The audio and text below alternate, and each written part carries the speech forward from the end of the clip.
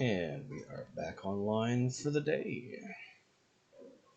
Minecraft 1.12.2 Legacy, featuring Mind Fantasy Reloaded, and a lot of other assorted nonsense. Some of which is useful, some of which is less so, some of which is driving me batty, because my floor is full of ores, and that's my fault.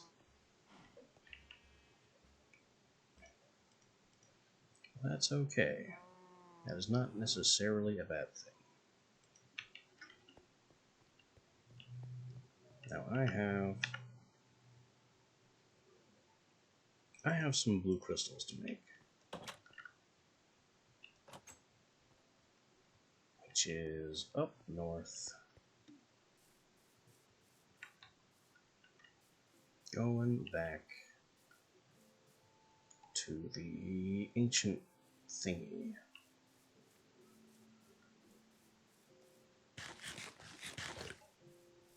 I can't tell if, okay, sunset. Couldn't tell if the sun was coming up or going down.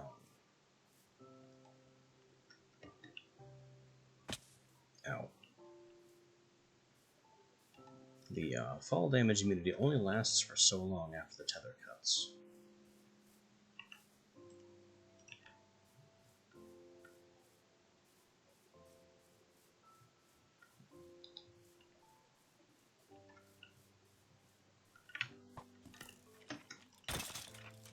My ideal here would actually be to have one of my wands in my offhand, but Mind Fantasy weapons don't like that. Their attempt to block takes priority. And so many of the good ones are two-handed.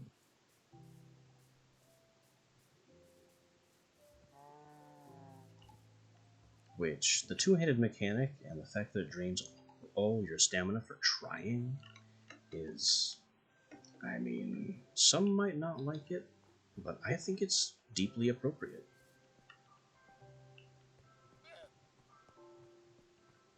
I forgot I left one running. Also, Twitch is giving me a big problem with the diagnostic here. I keep having to reload the player and turn it back on. Apart from that, I think we could use a door here, just to keep the locals out. Like this guy, who will give me a great test of my repeating bow.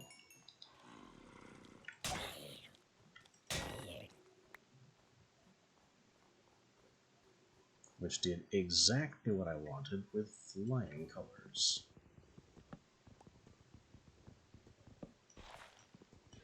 The only thing that could make this repeating crossbow better is if I could hold the button to reload it without emptying the clip first. That, it appears, is not possible. Unless it's shift? Nope. Both of them aim and fire.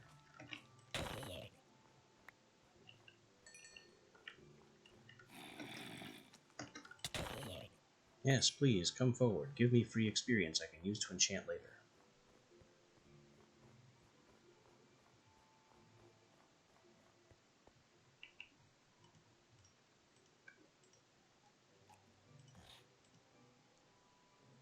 I'm going to place my crafting table out here so I don't risk having the collection light connect to it.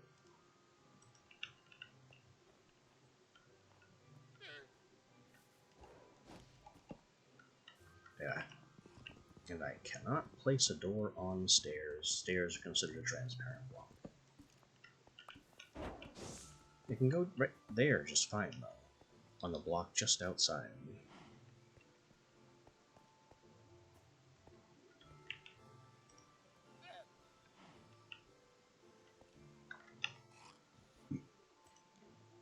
I have an iron sword to break down later. A bunch of garbage to just get rid of.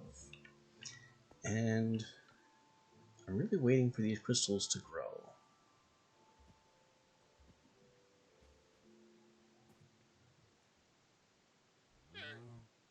There's the golem arm sticking through the door.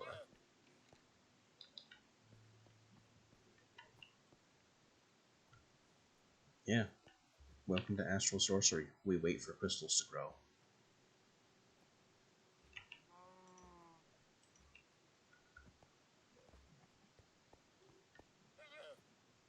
If I had remembered to install a chunk loader, I could have solved this problem, at the risk of giving myself more instability and lag. Hi. No soliciting.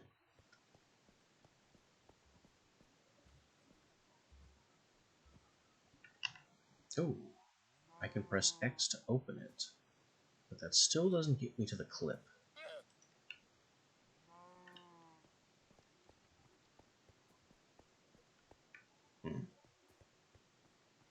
Maybe there's something in Mind Fantasy settings, or control keys. I'm gonna doubt it, though. Divine Favor, Mind Fantasy. Reload menu and remove from offhand. That's it. So no, there is no way to cram bolts into the clip without emptying the clip first. That seems like a flaw.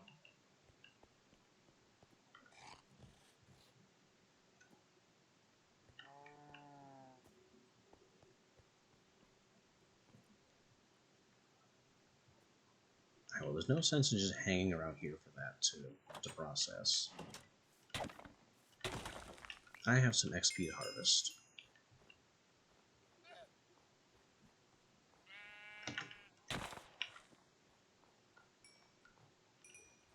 This mithril spear should make short work of anything in the vicinity.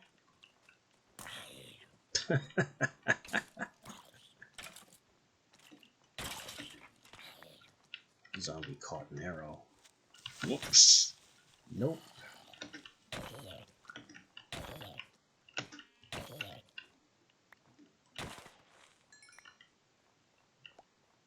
Just get the critical jump strike on everybody. I don't need to waste energy on the power attack because my base damage is so high.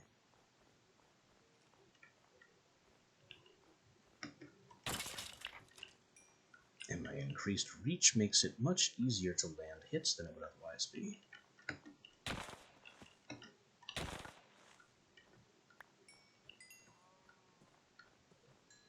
Shame I knocked this guy off the cliff. His XP is now way down here. Give me the orbs. Thank you. I guess while I'm down here, I can grab all this stuff that I didn't know was here.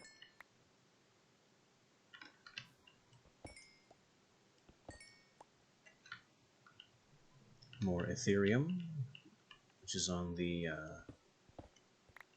surprise tool that'll help us later list. It's a lot of Ethereum in one little pocket, actually. I've never seen 5 in one vein. Usually it's in 1s and 2s. Enderman. Enderman! Stab.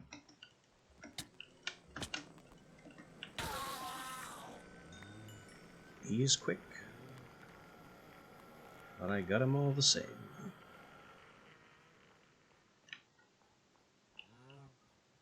How's the crystal doing? I'm seeing little purple particles, so it might be done.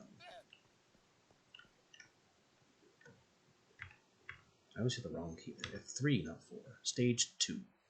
It is nowhere near ready.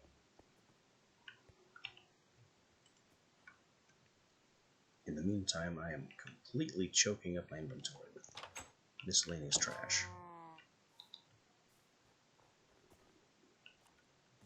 But such is the nature of hunting trips.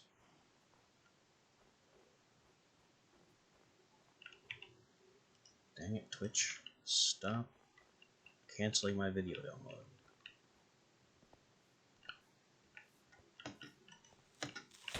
Nope. And doom to you too. Has heard of Open Fall.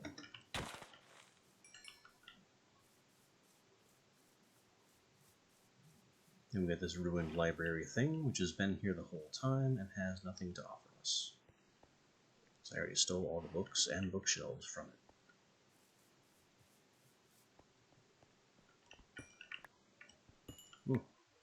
More convenient Ethereum. Also, limestone. We were kind of running low on flux. That crystal is only stage 2 and we're still fairly close, so I can afford to go harvest this limestone.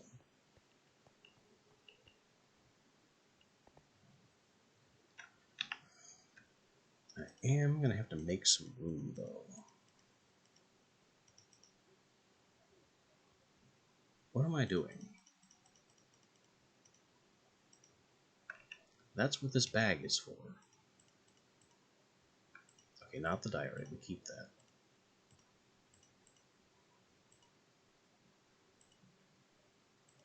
The doors aren't something that would auto-stack. They'd probably go to one of my overflows.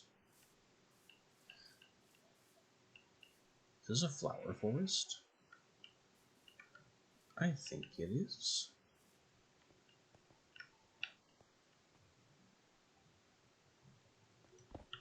As much as I would like to absolutely rip this limestone apart with the heavy pick, the trouble with the heavy pick in this one instance is that we made it silk touch. And my limestone needs to be cobblestone in order to break it down into flux.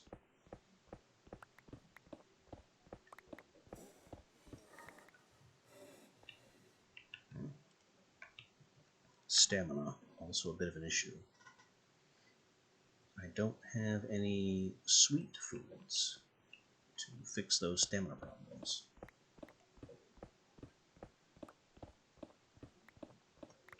Speaking of foods, I can now do more provisioning with more confidence because I tested in a subworld and none of the other provisioning recipes caused catastrophic crashes.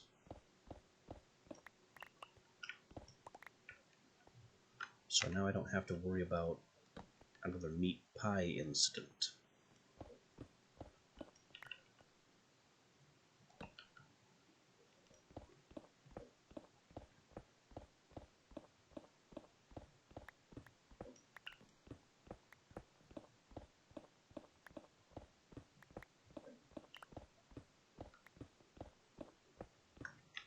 I did not.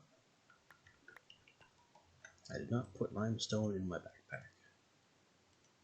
I need to put the diorite back in my backpack, because that's where it goes. Diorite is my map marker stone.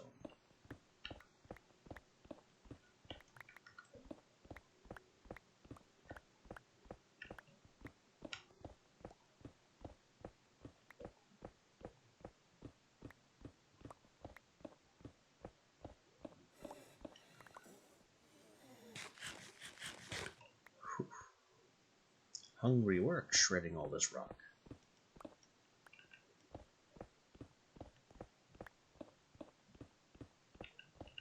At least it's more exciting than watching crystals grow.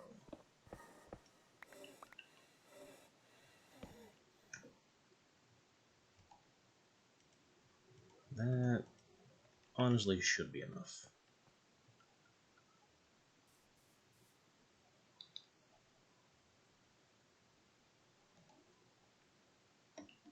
Well, let's get back up to our crystal farm over here and see if what we have is worth keeping or if I have to re-roll it.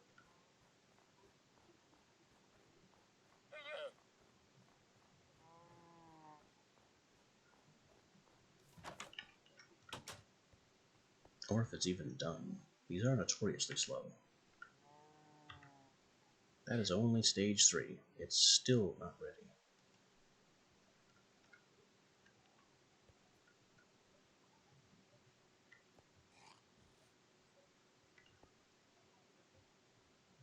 So what we're seeing are faint purple particles as it draws the star metal out of the ore to fuel its own growth.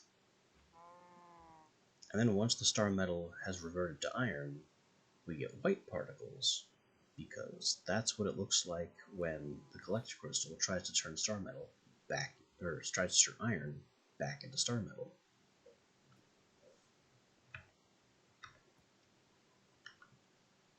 So that's what this white is.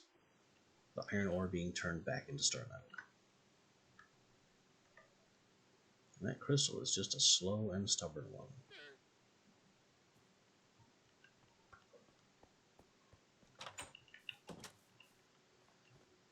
My goal here is to gain independence from having to come to this ancient collector crystal and use it. So what I want is a couple of crystals with really high stats that I can turn into powerful collector crystals on opposite cycle constellations, and use those to drive crystal growth, which might also require a powerful crystal to make lenses with, to better distribute the starlight in this theoretical system.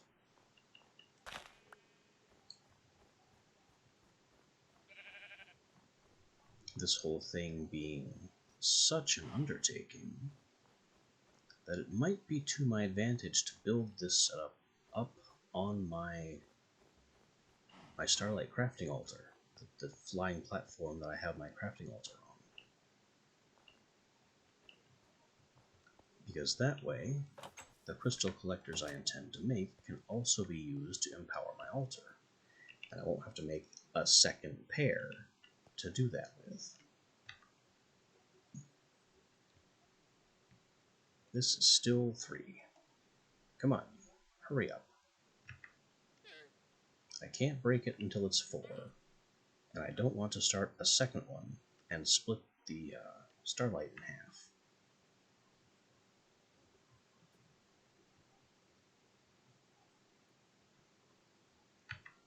Although at the snail's pace that it's going, I may have to, just for my own sanity.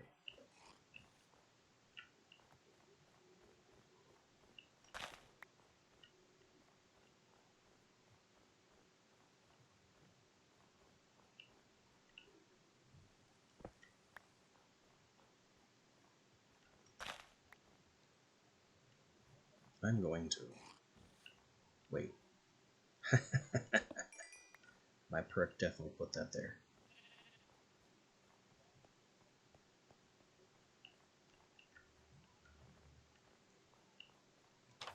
Very out of place redstone particles. Way too high. Still a 3. Alright, it's kind of forced my hand here.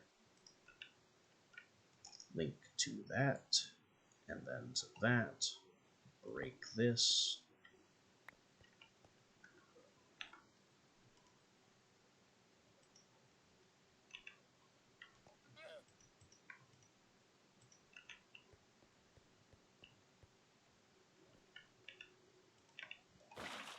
Starlight.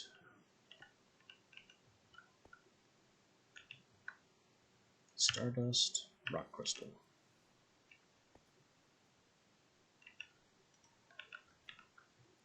And they can just hang out in symbiosis there until they turn into another crystal cluster.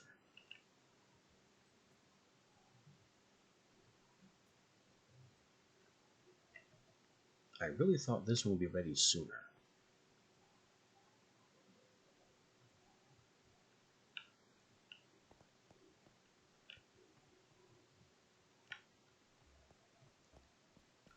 But I guess this crystal growing mechanic just exists to mock me.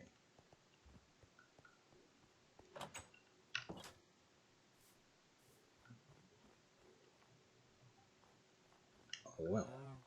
More limestone while it processes. You can at least be more productive than hanging around and waiting. Actually, we have a wizard over here. Is there anything I can do with this wizard? I mean, there's an easy way to find out. No. No, unfortunately, his waypoint is black, which means he has nothing to offer. Let me just confirm that he doesn't have any wand upgrades that I wrote off.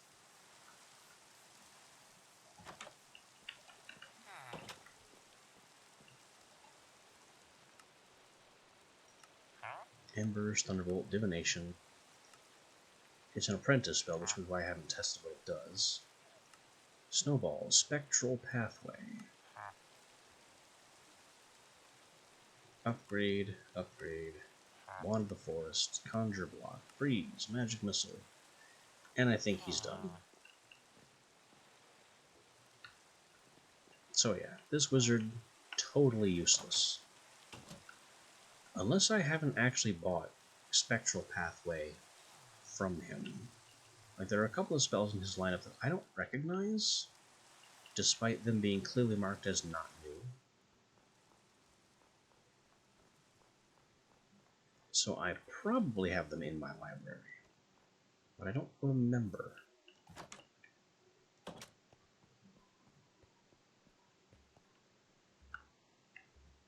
Still stage 3. Still. That's a 0. Yeah, back to the limestone. What else am I going to do with this time?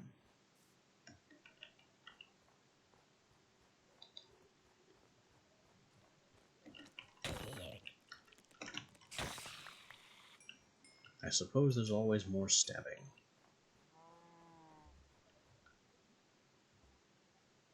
It was over here. Oh! That was not ideal.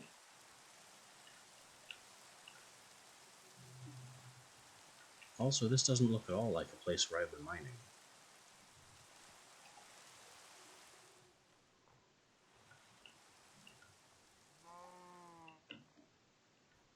Where was the limestone deposit that I was actually using?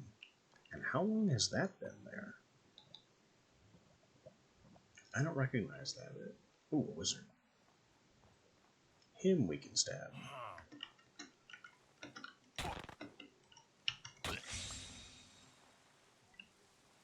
His final action was to cast a spell of some kind on himself.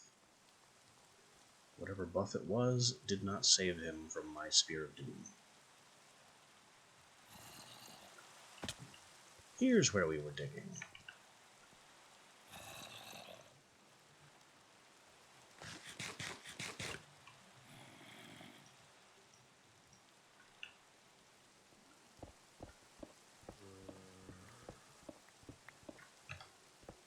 Wrong button. I keep getting the functions of F3 and F4 confused. F4 toggles the details overlay to look at the crystals, and F4 activates my light level overlay.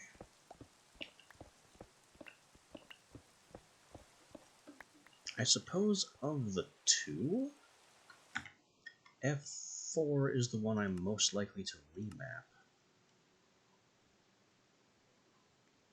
Because, as a matter of habit, I am accustomed to this being on F7, back when it was a default feature of NEI, and later, when it became a independent mod.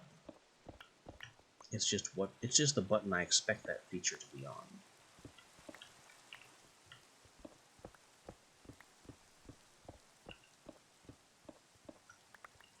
This limestone deposit is huge.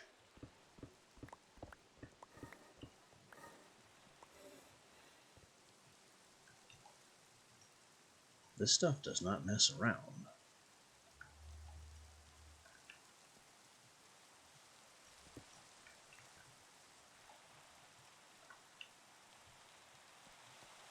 Also, it's just nice to have random iron ores spawn as I'm working. Always nice to have more iron, because iron becomes steel, and steel becomes black steel, and black steel becomes red and blue steel. And I don't even need those anymore because we are on mithril and stuff.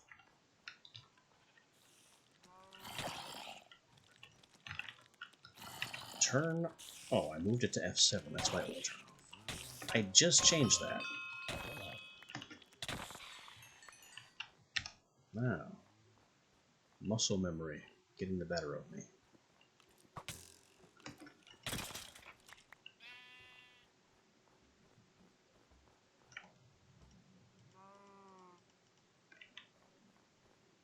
There I was hitting F4 like crazy.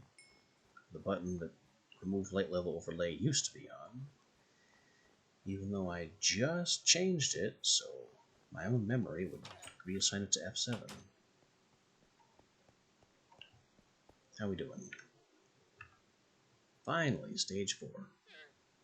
And you are still 0. I still don't know if I should harvest this stage 4 crystal while it's on iron, or while it's on star metal, or if that makes a difference. The additional white particles that you see, specifically when the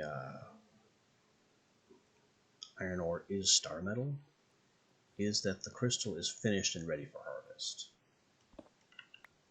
We only get 1. We got 2 stardust out of the deal, which is typical. 465, 91 purity, that's a keeper.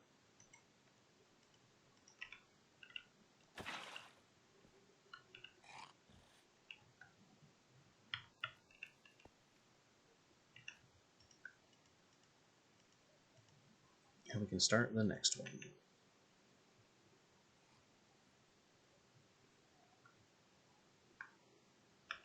I see Automod is doing its job.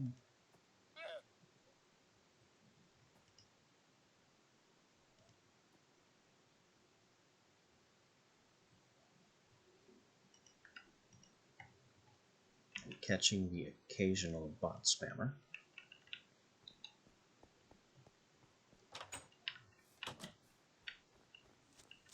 Whoa. I didn't even know that creeper was there.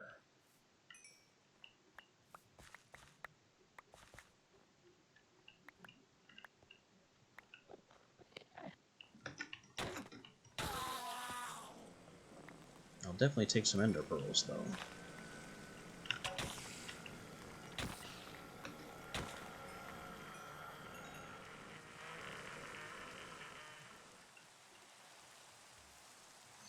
It's frustrating. I keep raising my base damage value higher and higher and higher and higher, and it still takes 2 hits to kill everything.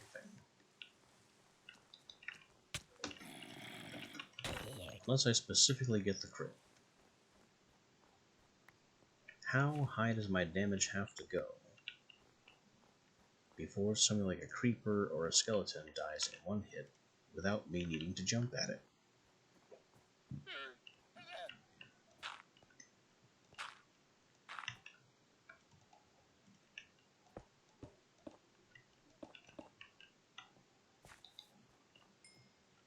It's not like I can't land the jump hit, it's just that it's slower, which is especially notable on skeletons.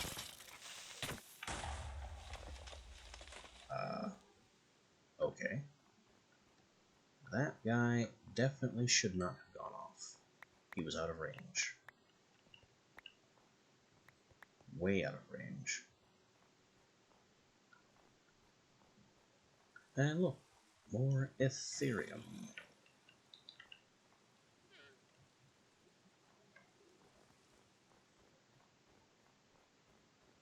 Of all the ores that I can passively generate due to my Astral Sorcery perk, I don't think Ethereum is on that list. At least I've never seen it happen.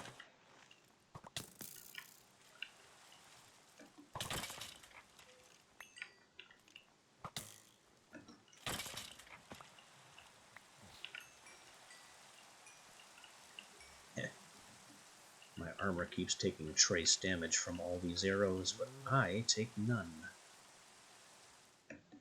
Mithril armor too strong.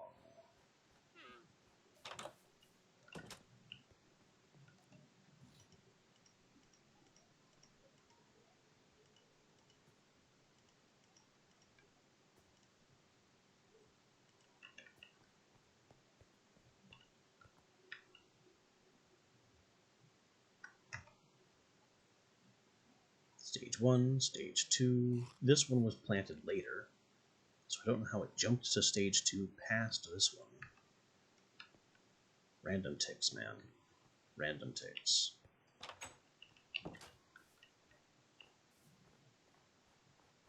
You just can't predict the growth of some slow-ass crystals.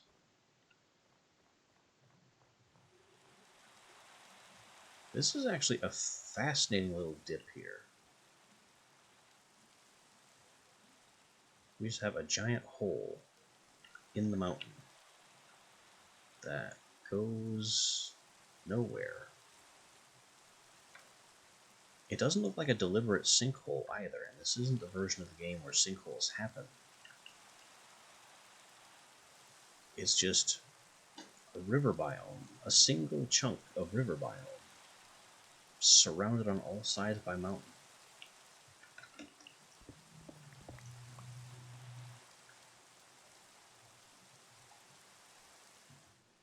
It's like the terrain generation noise map generated that, took a double take, shrugged, and went, well, if that's what you want.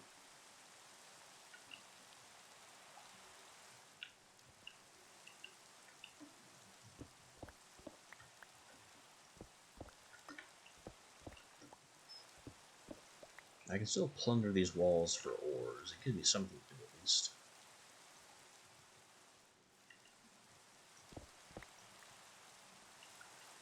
Actually, could I grapple offhand with the pickaxe? Yeah! That at least works, because the pickaxe has no block function.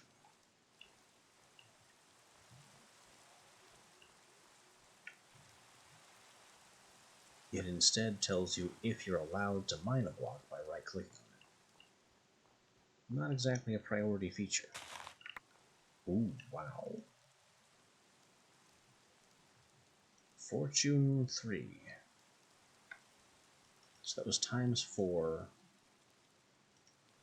I didn't know those could drop more than a single glowstone piece.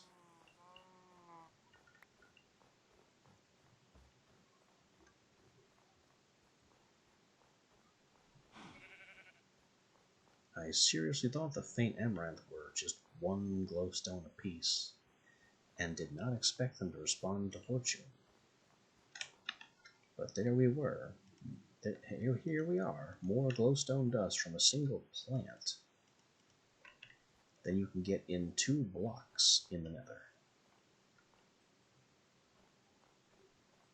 Is there more that I missed that I could punch with not my hands anymore?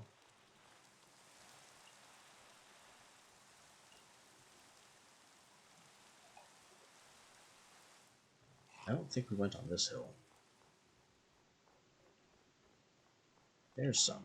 This hill over here.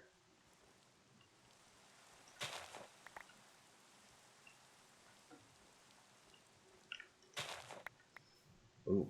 Glowstone harvest in the overworld, because fortune is broken.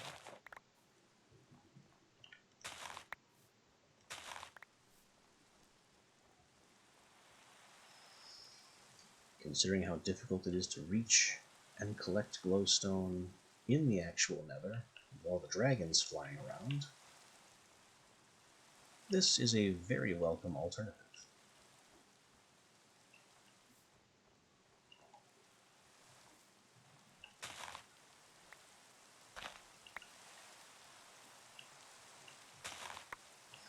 And it's certainly a lot more productive than just hanging around watching crystals grow, or even mining limestone. Look at that, over a stack of glowstone dust from these little flowers.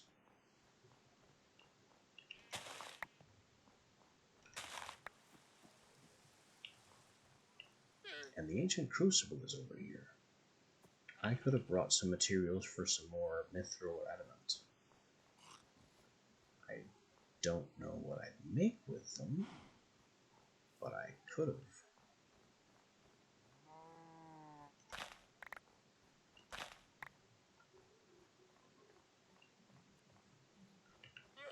Faint Enderman noise. Don't know where he was.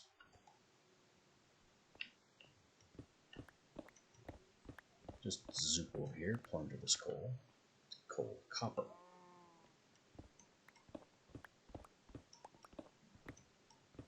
Plunder the mountain copper. Like a real dwarf.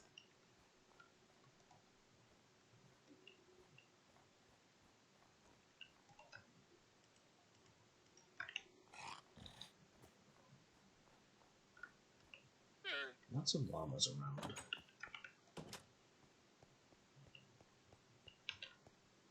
How we doing? Stage 3, Stage 1.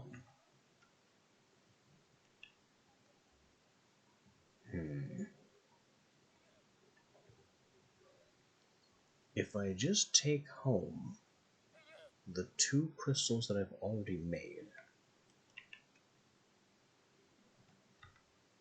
Oh, that's Stage 4 suddenly.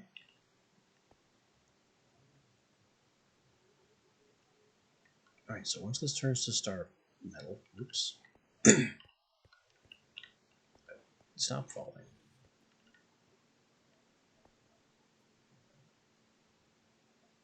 Once this becomes star metal, I'll break this, see what good it is.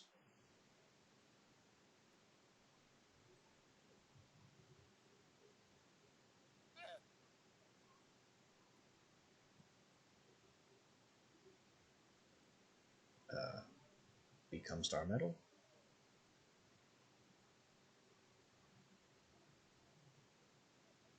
Star metal. Yeesh. Random ticks again.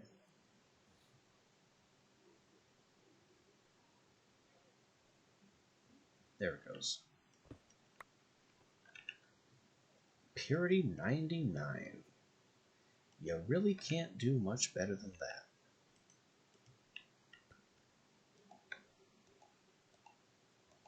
Now we'll link it only to the left side. Steal that star metal, because I don't intend to use this frame anymore. That one can just stay where it is. We'll come back for that one at a later date. Maybe.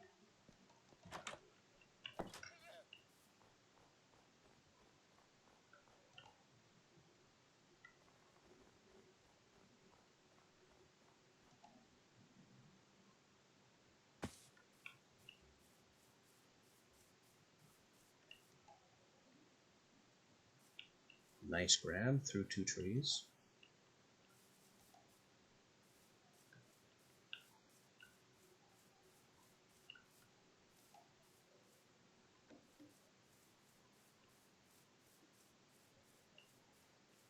I keep getting a little spooked by that Electroblob Runestone thing, but we fought that a long time ago. It only cost me, what, 4 lives to kill those wizards?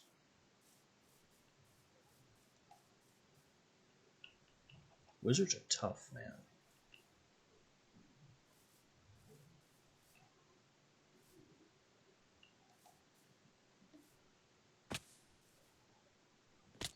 Whoops.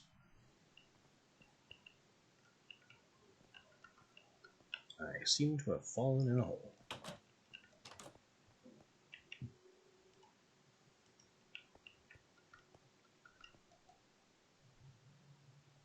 I've got some star metal ore. That's purity 100. 99, 91. Powerful stuff.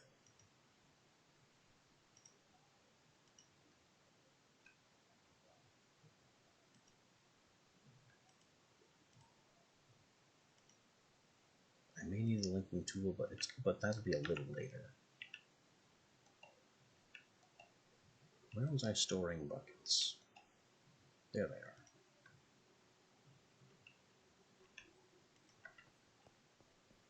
And the cobblestone might actually need to be cobblestone.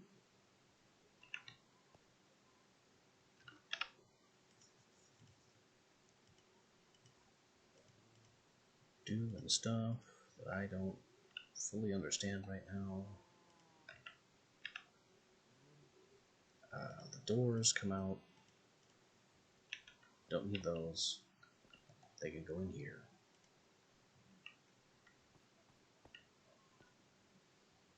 And I need to make some collector crystals.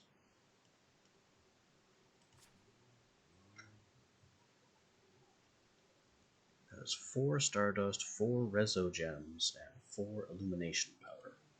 So the collector crystal itself, nice and cheap and easy.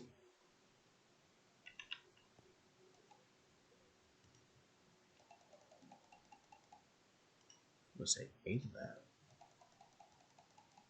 8 of that.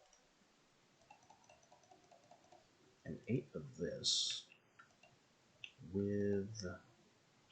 where'd it go? Where is my amphora of starlight?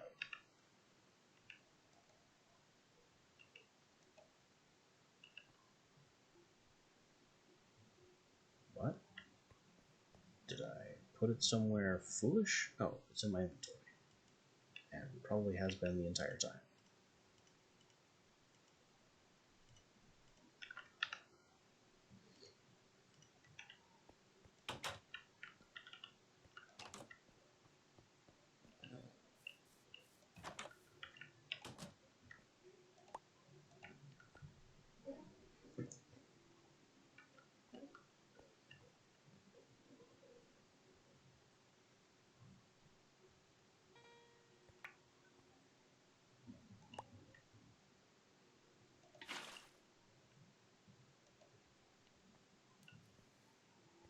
The good news is, while this can cost a bucket, it never costs more than 1 bucket. Unless I'm infusing something else, which I don't plan to make. Crystal tools. Crystal tools, rock crystal tools, are a thing. And I've never considered them useful. Because they require constant maintenance. They don't have durability, I don't think, per se. They just slowly lose size and cutting as they're used, and you have to treat them with starlight and the grindstone to keep them in good condition. Meaning they basically degrade just like vanilla tools, and need to be repaired just like vanilla tools, but in more expensive and tedious ways.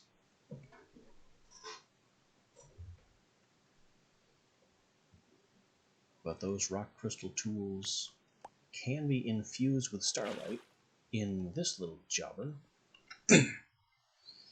And what that does is it supercharges them.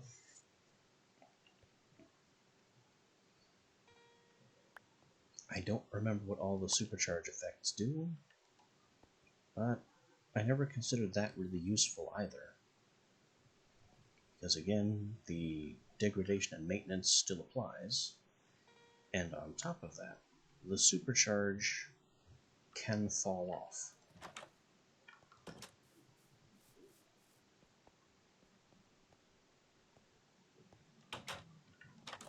And considering how irritating it is to collect that much starlight if you don't have a pump set up like that. Like, imagine doing this without a pipe to extract all the liquid starlight constantly.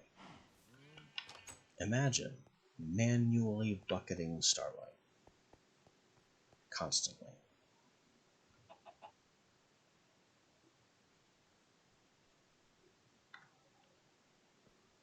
It pretty much wouldn't be worth playing the mod at all. Okay, I'm a little overeager here on making these collector crystals, because the crystals themselves are still imperfect.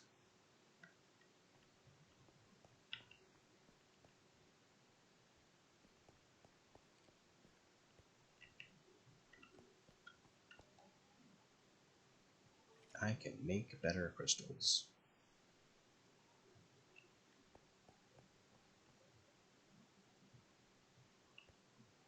I think this goofy section of floor is quite possibly the best place for it.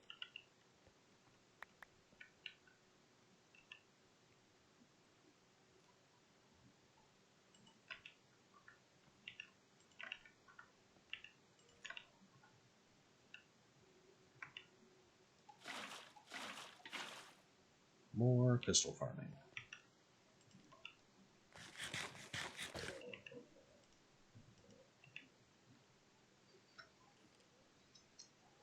Now, continuing to drench these in starlight like this has two effects. First of all, it increases the size stat. Secondly, it decreases the cutting stat, but not as much as you'd expect, so you can still get them roughly to 100. And third, once the size stat reaches its maximum,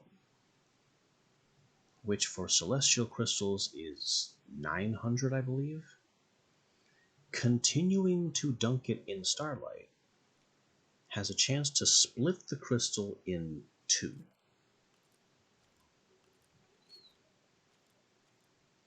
And these two split crystals will always have a reduced size stat because it's a 900 size crystal breaking in half.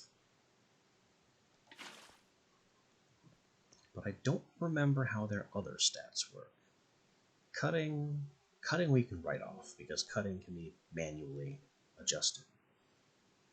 But purity, I think the copied crystal preserves the purity of its parent. But I don't remember exactly.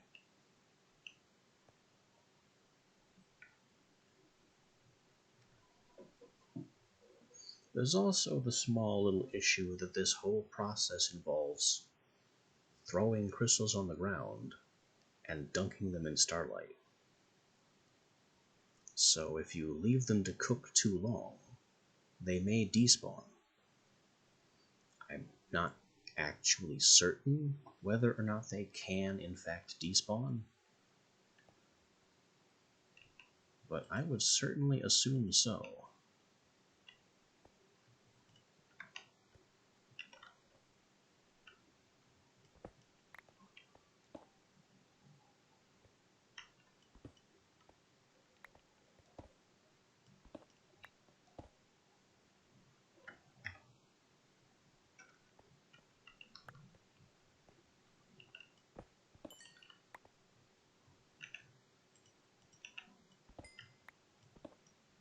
Oh, more giant coal veins.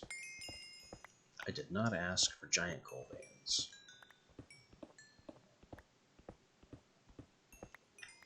And I did not bring down enough cobblestone to fully block up giant coal veins.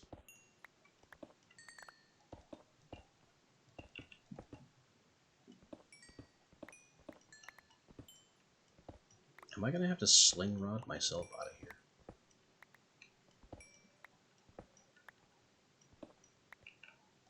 After harvesting another giant floor vein?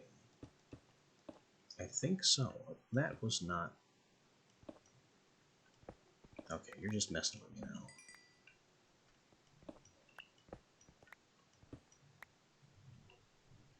Coal under the trash can.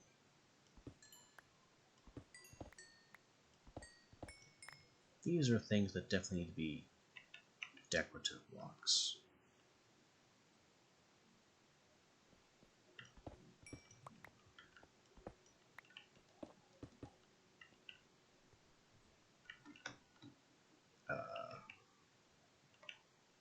Yeah, a little stuck.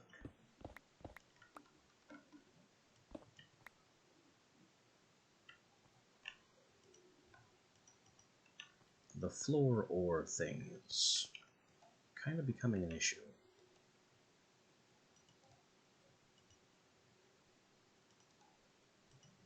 Alright, Polished andesite and granite at the ready. More cobble, more cobble. So back here where it will be visible, and then under these where it could theoretically become exposed, and then anything I don't have to see, we just use cobble for.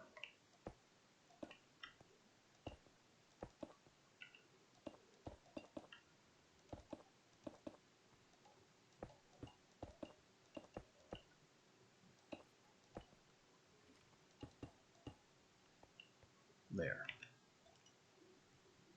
And then stone for the surface layer. Right, now that that's taken care of,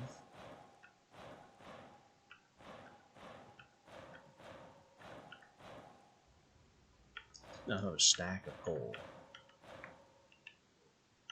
So how are our crystals now? 663, 900, 100, cutting imperfect. So this one could split.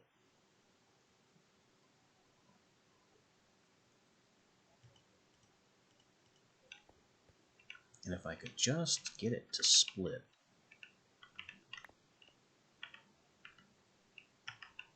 we can answer the question of what happens to the purity value of a 100% pure crystal if and when it splits.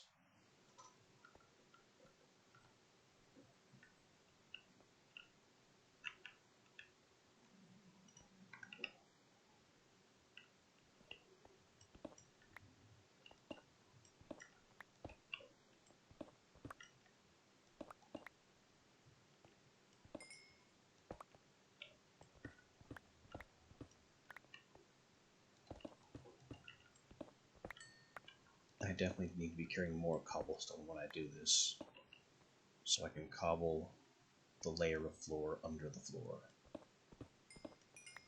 so there are no more massive, multiple layer deep veins for me to chase. I'd also kind of prefer if the generation did not respect rarity as much as it does.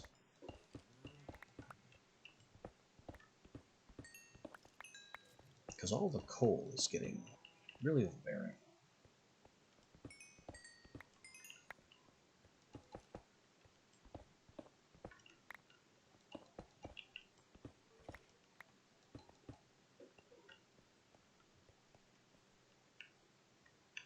Alright, these are ready to be checked.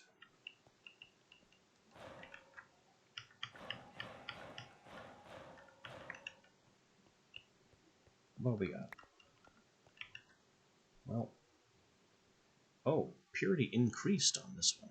Oh, this one split, that's why. We have 4 now. So I have a 100 and a 100 at low size. Cutting looks like it was cut in half.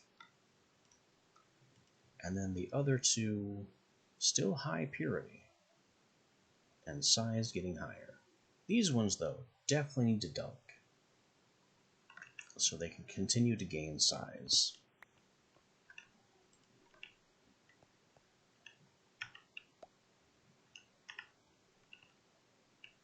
So we've gone from farming up 3 crystals to farming 4.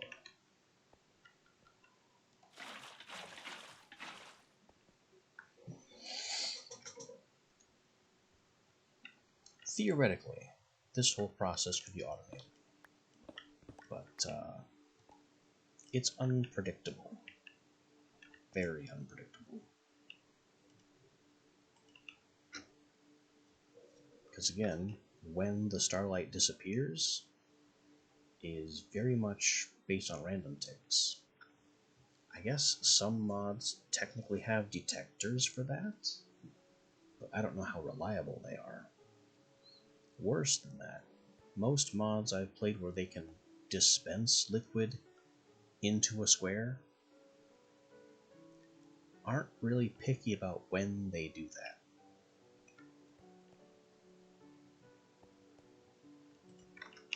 And these mods have a tendency to place liquid into a square that already has liquid, which is legal, and destroys a bucket of liquid for no benefit. Whoa.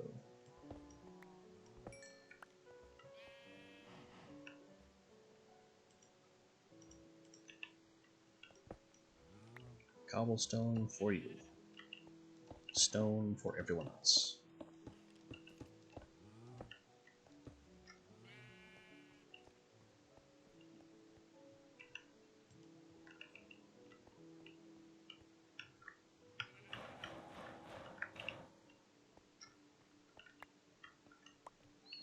Traditionally, the way to do this is to memorize which crystal is in which pit, and just kind of keep throwing Starlight on them, and basically trying to eyeball the quality.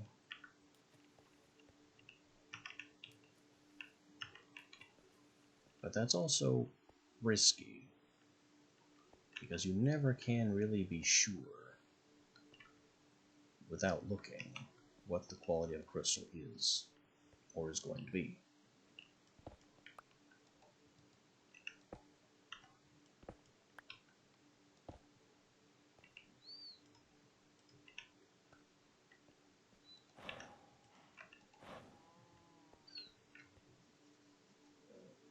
The good news is, the fact that the 100% the 100 purity crystals split into two 100 purity crystals means that making our collectors is going to be even easier than previously expected. I just need to get their size back up.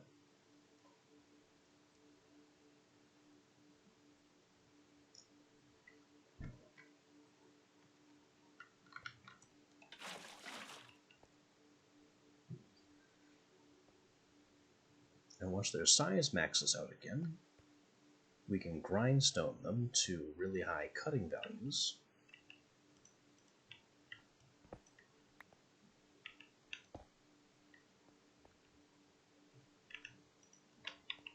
And that will give us some very strong collector crystals. This one's maxed out for size at 100%, at 99 in purity. Less than perfect, but still fantastic. This one, on the other hand, not doing so hot. Maybe I'll consume this one to upgrade my altar.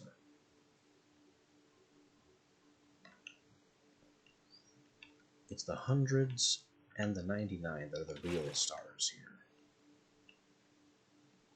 This 91, surely there's something I can do to just consume the thing. Lens, now, bringing it up to the iridescent altar is probably my best play. Or I could use it to make a ritual pedestal, but that would be a waste.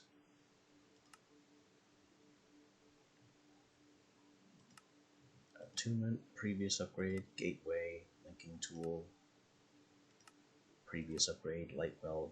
Here we are with crystal weapons again. With max stats, that is a 14 damage sword.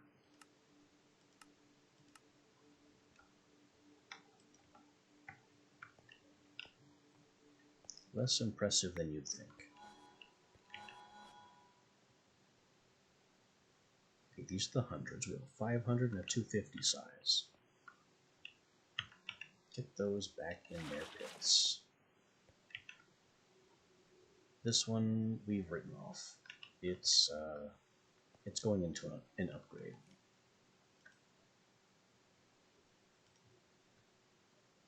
And this one I think I was going to use for farming as well.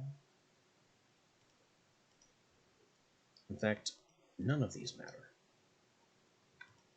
None of the stats of these white rock crystals matter. Because when a rock crystal becomes a celestial crystal, its stats are completely redone. Okay, this guy's a 999. I think this one will become lenses.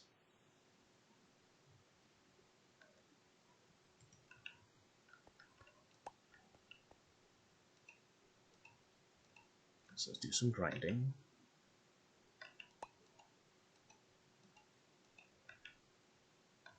Cutting 84. Cutting 96. Cutting 100.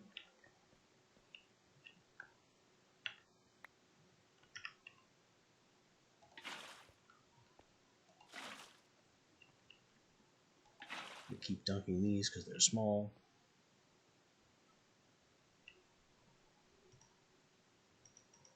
And Twitch is just still giving me guff. I constantly have to fight to be able to see my diagnostic stream.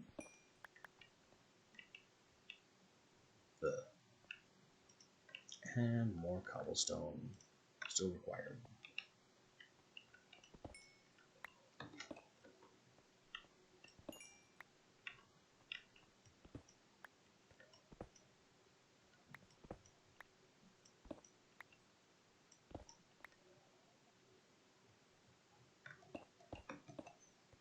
Because I don't want a layer of stone under my layer of stone.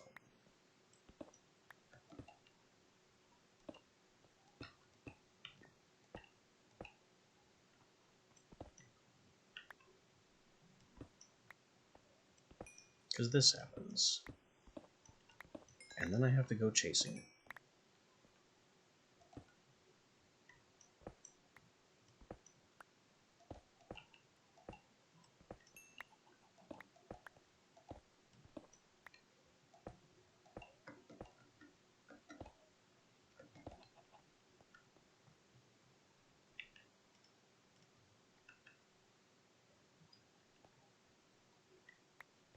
Alright, how we doing?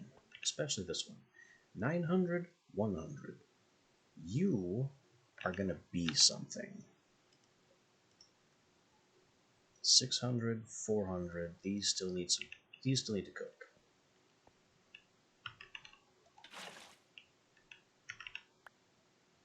Get in the hole.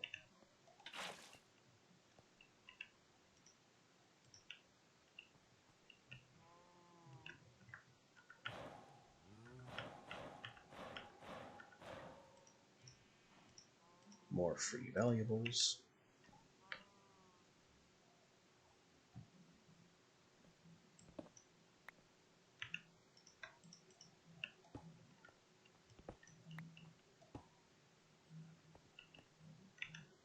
That one I want to replace with this. Because it's just my ceiling aesthetic, apparently.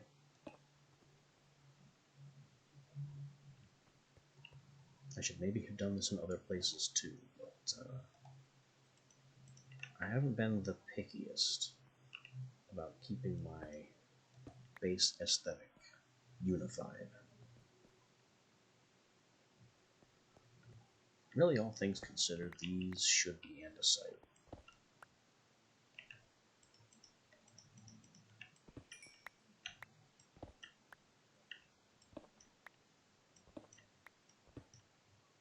Look at all the coal. It's insane. I'm just going to start ignoring coal.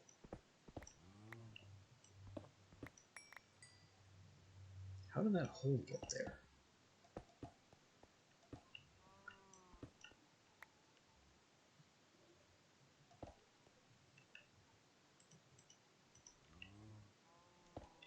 Alright, granite ceiling. Andesite at semi-wall level. Which means this wall needs to be andesite.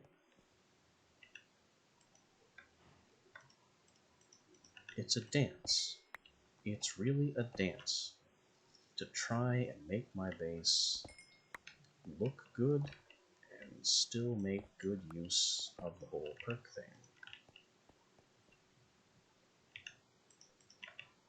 Alright, crystals. 400 and 700. They're getting there.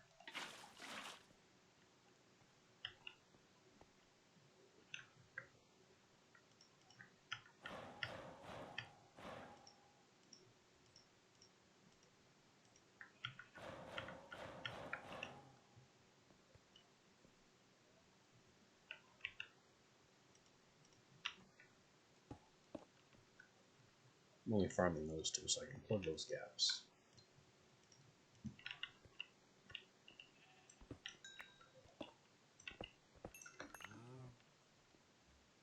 Oh, jeez, look at all this stuff.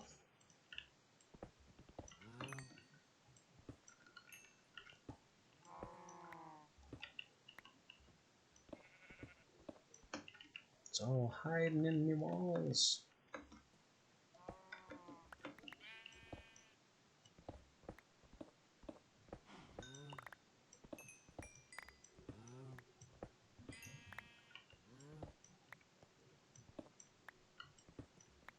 Stop hiding coal and iron in unseen parts of my walls.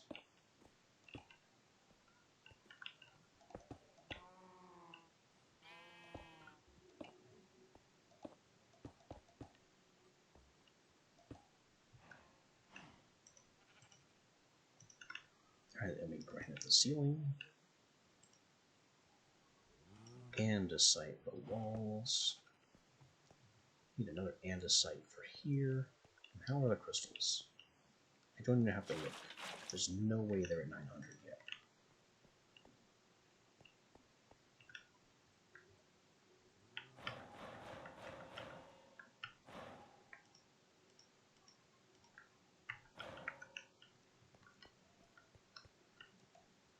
Do I have more? I do have more polished andesite. Do I have more regular andesite? Oh, tons. Absolute tons.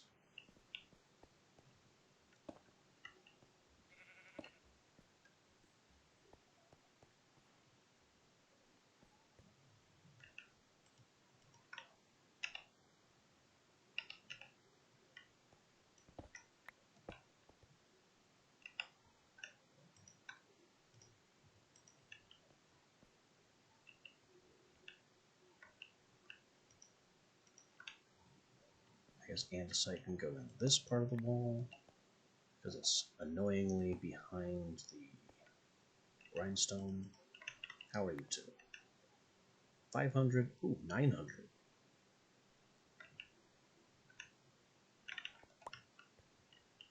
So the 500 needs to cook, and the 900 needs to be cut, and then cook, and then cook. 79, 96, 100 cutting. And then dunk it and cook it back up to 100.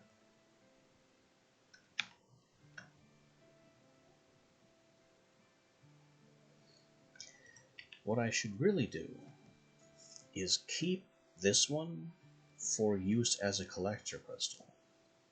But this one, which is also 100 purity, needs to be kept as a farm crystal so I can continue to produce more. As tedious as this process is, if I get overexcited and just use up both of my 100 purity crystals, I'll have to go back to farming and hope that I hit another 100 purity crystal.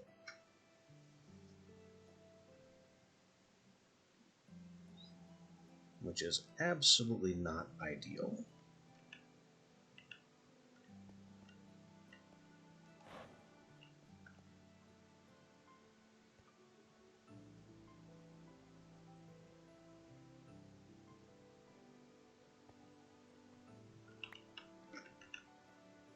We are up to 845 with no loss in cutting.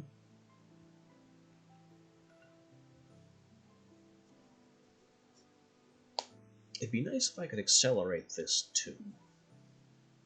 And theoretically, you can. It's just not an easy thing to do.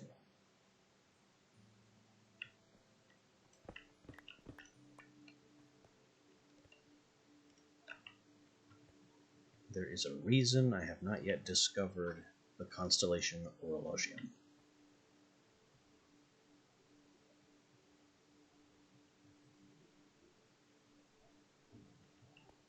And mostly it's because I'm shut in. I don't know when a solar eclipse occurs. You just keep cooking until you split.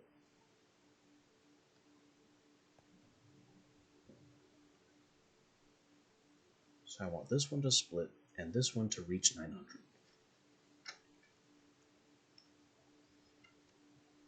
And when this one reaches 900, we're turning it into a collector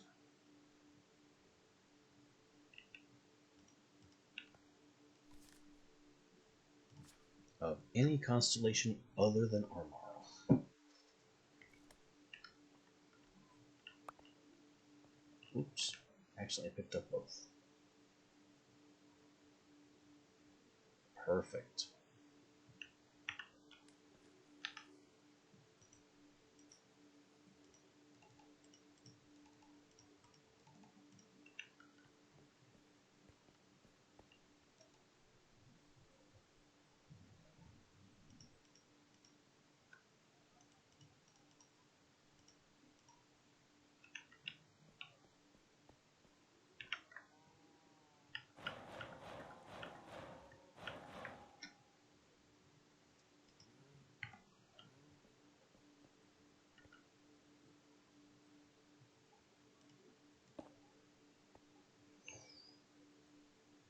As soon as this one consumes its starlight, we're going to take it out of its pit and deal more with it later.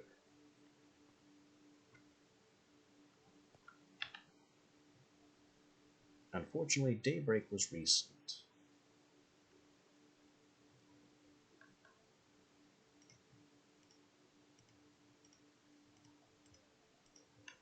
So it'll be a bit before we can do any real crafting with these.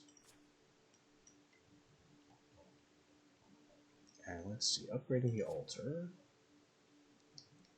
is 8 rune, 4 sooty, 4 rezo gems.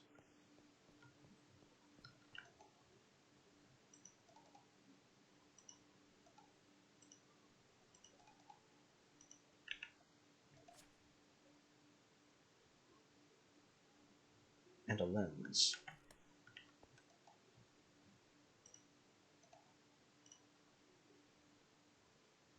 And then it just requires some marble bricks to finish the upgrade. Right, you. 700. It's 100 purity. It's going into storage. You are not 100 purity.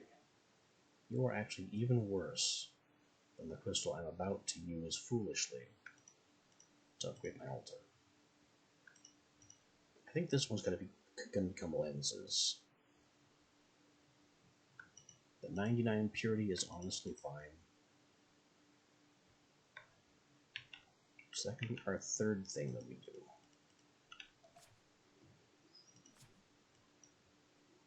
I don't know how many lenses it will become, but hopefully enough. Lenses are back here. Nope, they are one more forward.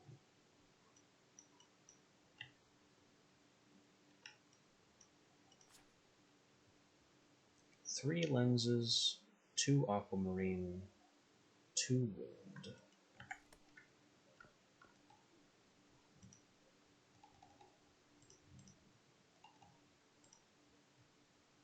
I need to make more wound.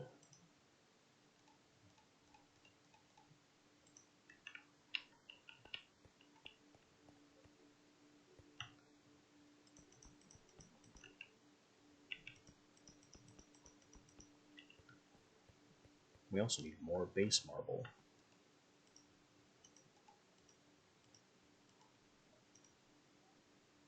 Whoops. That all stacked up, and I'm not happy about that. So 2 wound goes here, and this was 8. The rest goes in storage.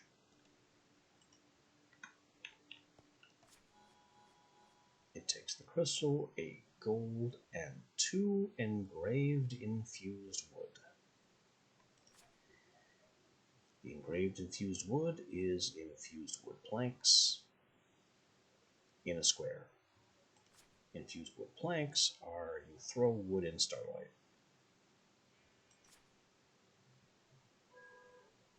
And you can get some different and funky woods from that. But this star shape here means it must be done in a luminous table.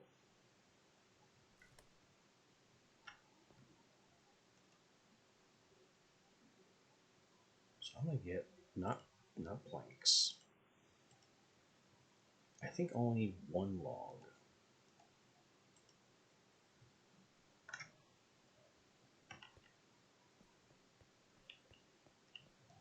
Let's plunk that there.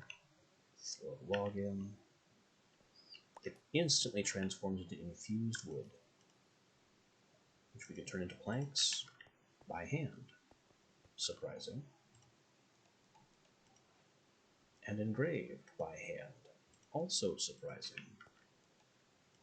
I thought I'd have to use a luminous table for it. I have in the past. The sun is still too high in the sky to do what we need to do. But I'm going to set it up anyway.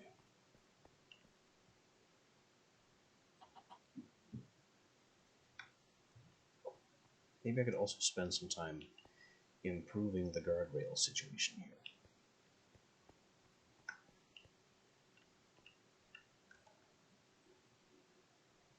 Alright, first things first. Crystal lens for Sooty. 8 wound. And the 4 reso gems.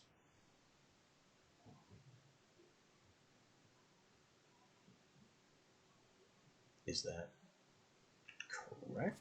It's not going to show me if it's correct. So I'm going to have to confirm in the book.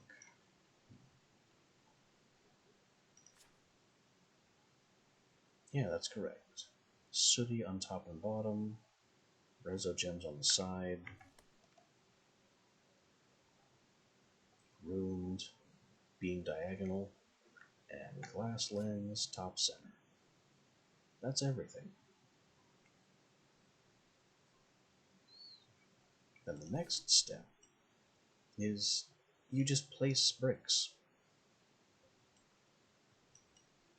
You make this little frame on top with bricks, which is almost like the... in fact, it looks like I can place these bricks in advance.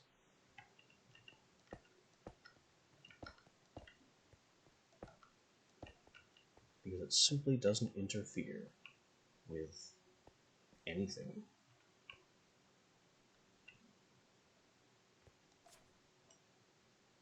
First I need the ring on the upper level.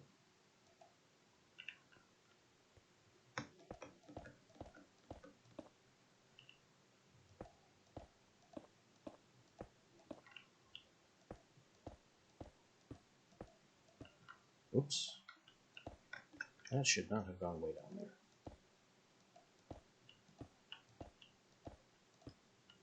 That shouldn't have gone down there either. How am I misplacing blocks all the way down at floor level? Whoa, whoa, whoa, whoa. Calm down, pickaxe.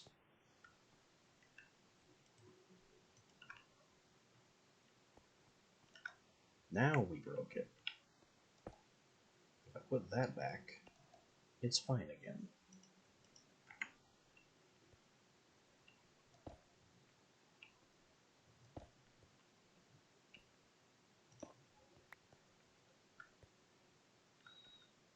And I just knock out these center blocks.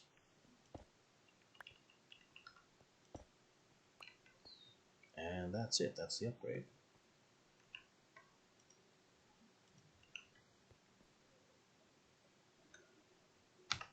The last thing I want to check is light levels up above. Because it's dark enough for things to spawn up. Well, those torches that I've already placed should make things fine. And they do.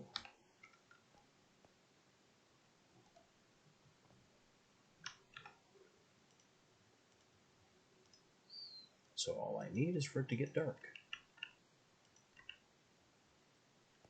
And these bricks can go back.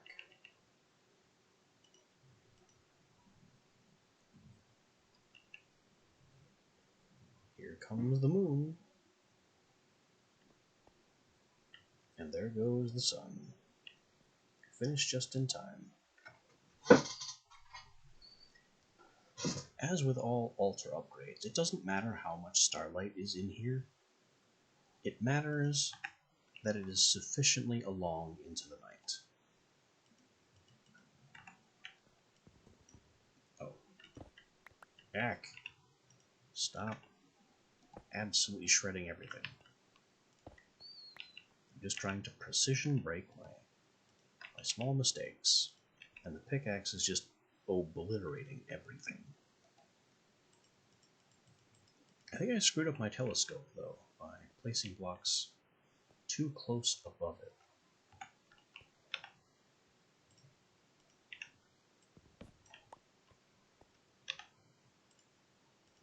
So I'll just get this moved somewhere that has less interference. Like here? That works.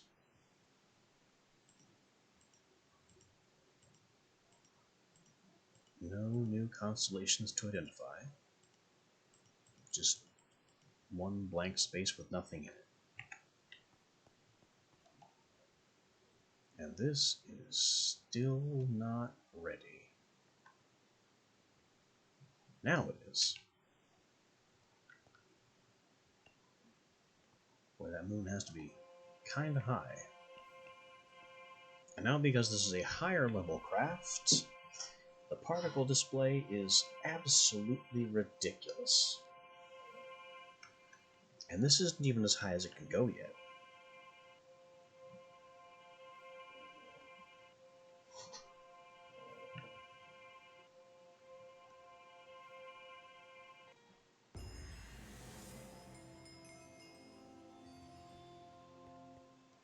Now we have the top tier altar, which is not only a 5x5 grid, it also has a secondary slot over here for an attuned crystal. Wait, for an attuned crystal. Uh-oh. Am I getting ahead of myself with the whole collector crystal thing? I am. The crystal needs to be attuned first. Kind of forgot that part. Oh well. I can still make my lenses. Do I want to make the ritual lens or the other lens? I think ritual accelerating lenses first.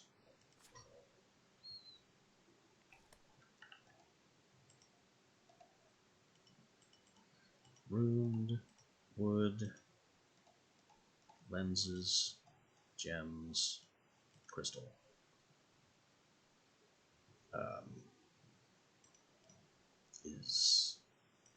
Is that not correct? Runed, engraved, infused. Oh, the gold. I forgot the gold.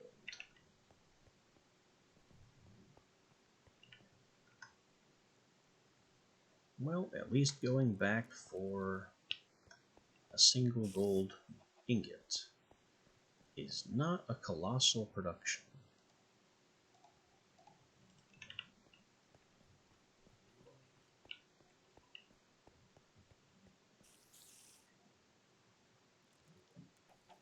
Hail the Stellar Teleporter.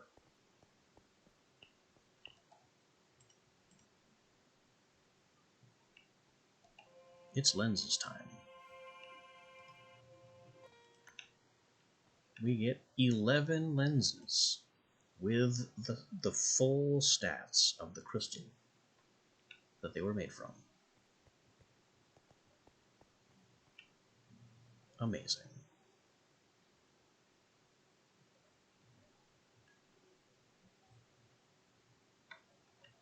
Next step.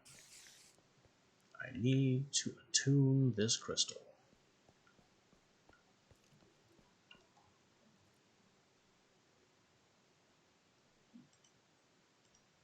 which is going to involve a little bit of thought.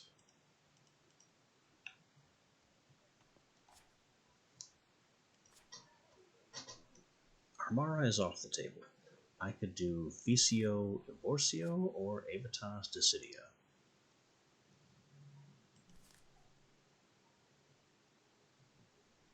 I think. Evorcio has the waning crescent as the center of its gap period. It's not Vicio that matches it. Nor does it, so it's Evorcio Aevitas or Vicio Decidia.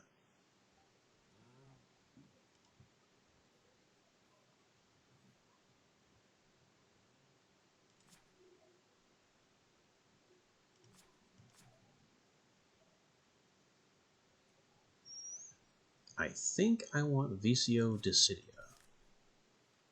Just because they have that new moon, full moon division energy.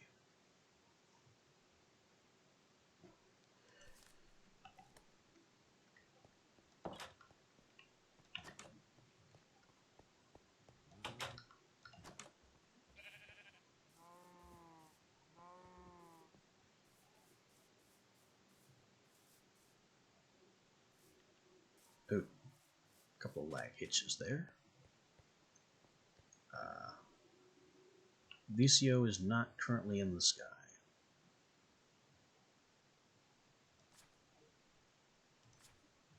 Which, per my goofy calculations, means Decidia must be.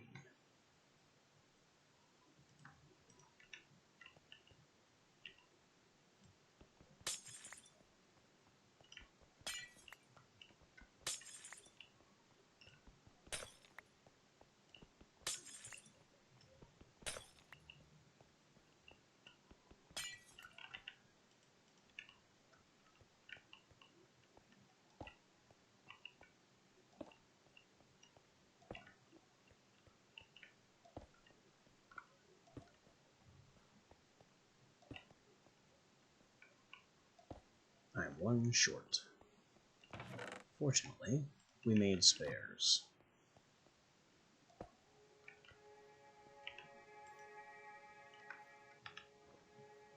Decidia is ready. And I put the crystal away. Come on, you dummy. Time is of the essence here. We're running out of moon.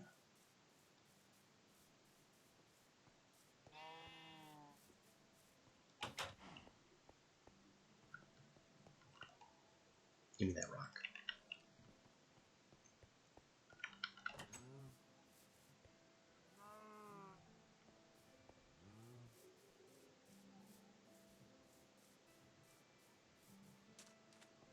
And it's too late.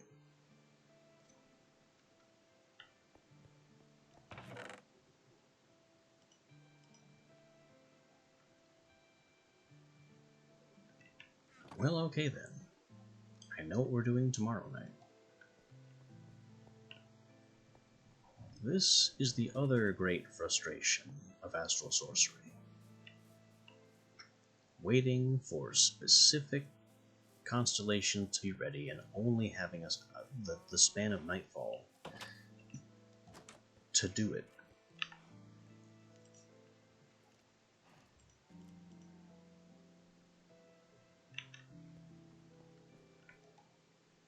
I also have all these lenses, which are not useful right now, but will be.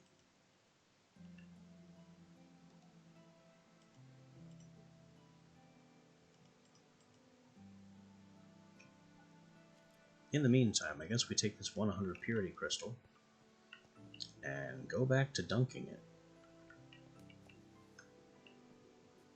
Such an exciting use of time.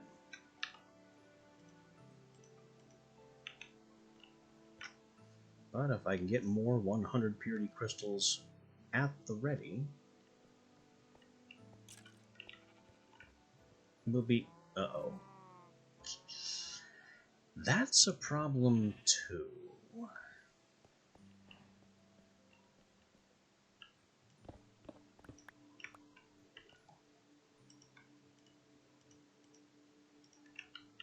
This whole crystal farming process takes a lot of starlight.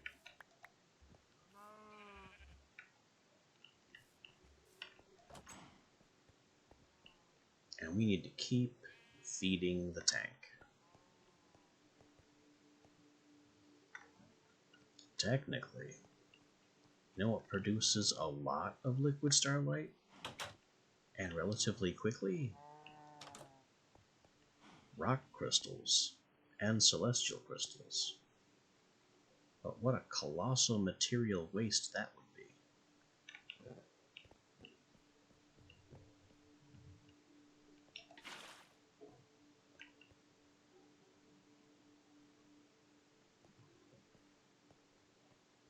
Oh.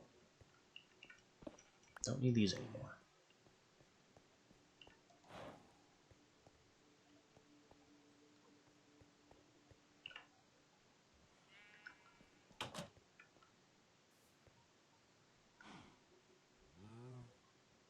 Yeah, these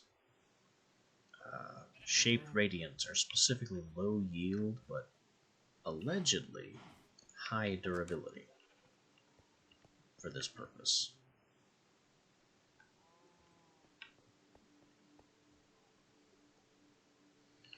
I could cram a third light well in here, but then the fluid extractors start to bug out.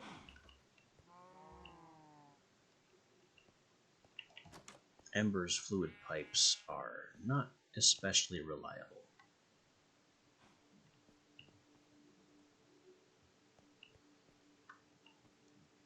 I would love to have thermal pipes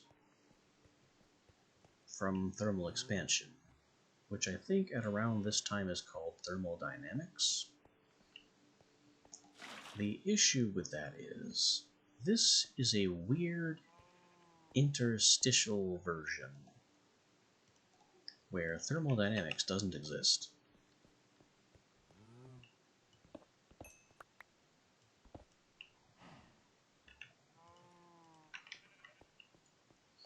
The thermal expansion mod, long has it been a staple of useful and honestly easy machines. Around this time, underwent a few updates,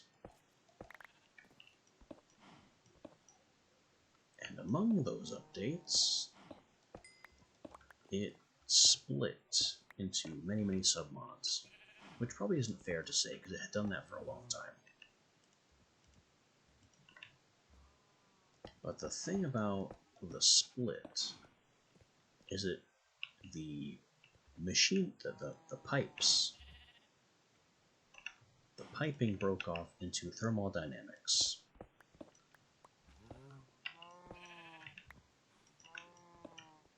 which for about 4 to 6 versions of Minecraft was just incomplete or buggy, or I don't know what the issue was, but they just didn't release it.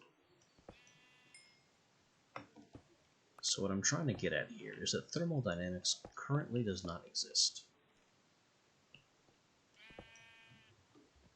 There isn't a thermodynamics for 1.12.2.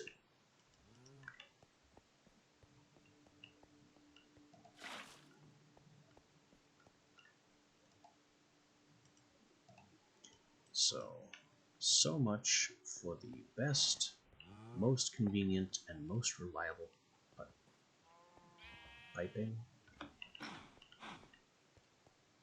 in Minecraft. It's just not currently available in this version.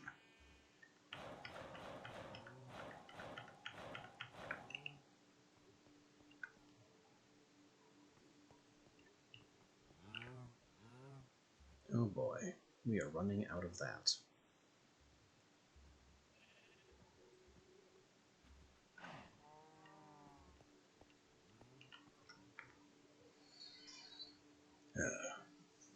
I may have to put a rock crystal in it.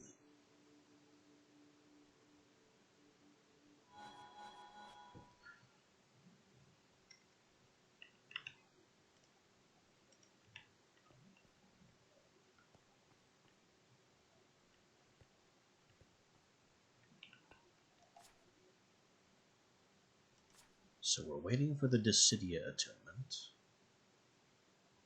And was the other one VCO? The other one was VCO.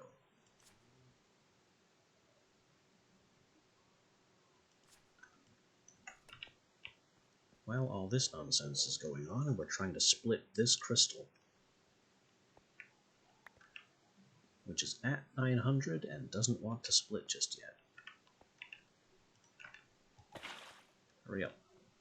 Split, you little mess.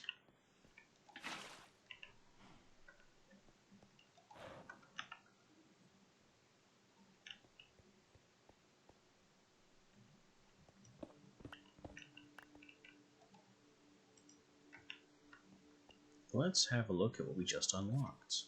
The Radiance chapter, which I'm pretty sure is the final chapter.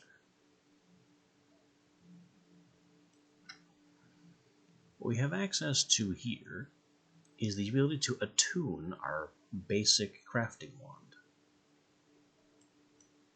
to any of the 5 major constellations. We also have access to an observatory, which can detect distant, faint constellations. Constellations are major, minor, and then there's another section of faint. I should probably grab some of the constellation papers I've been hanging on to all this time.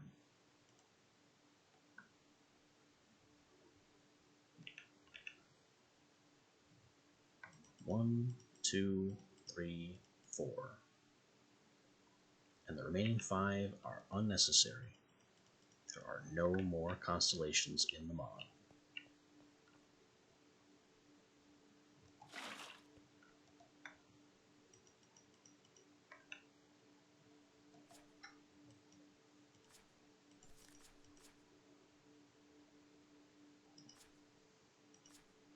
Yeah, these faint ones are difficult to detect, and I'll need the observatory to get there.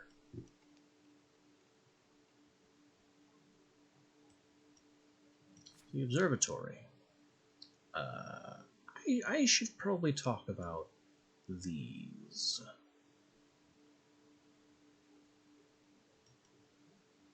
Also, 1, 2, 3, 4, 5, 6, 7, 8. That's a lot of them. So what that is if we come back to the Constellation Chamber chapter and look at the Iridescent Altar, not only is it a 5x5 crafting altar, not only does it have a slot for attuned crystals, but it also, good, our crystal split, 257. It's something. And I'm going to need a lot more starlight to keep this going. We have our 100 purities to farm. Anyway.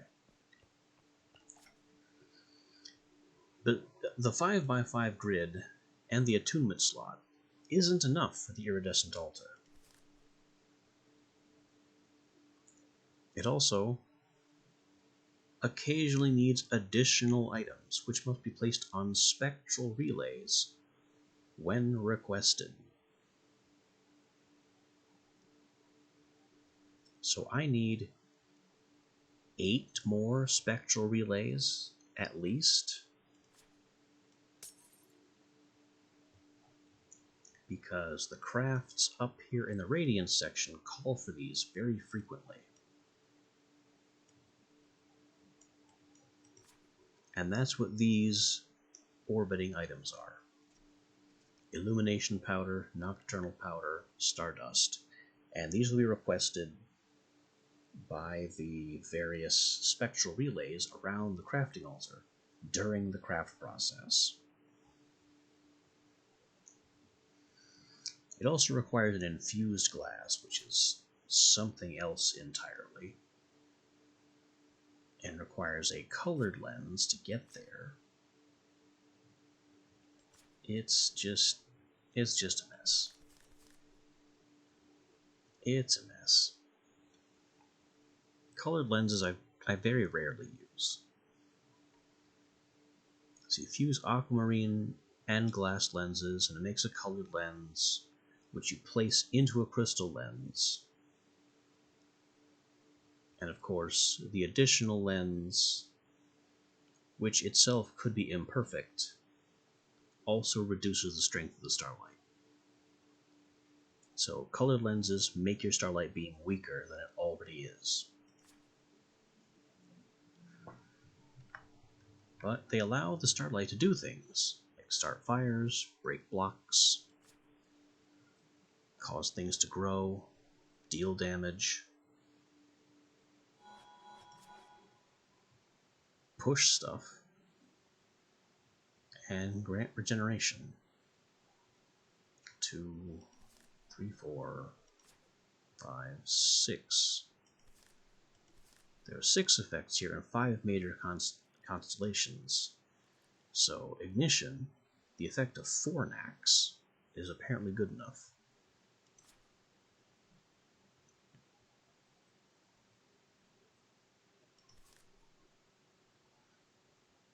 But it doesn't matter what color your lens is. It just has to be a colored lens. And you glue it between 2 lenses, and you get infused glass, which does a lot of things, because it's part of the stellar refraction table. This thing I really don't understand. I've tried.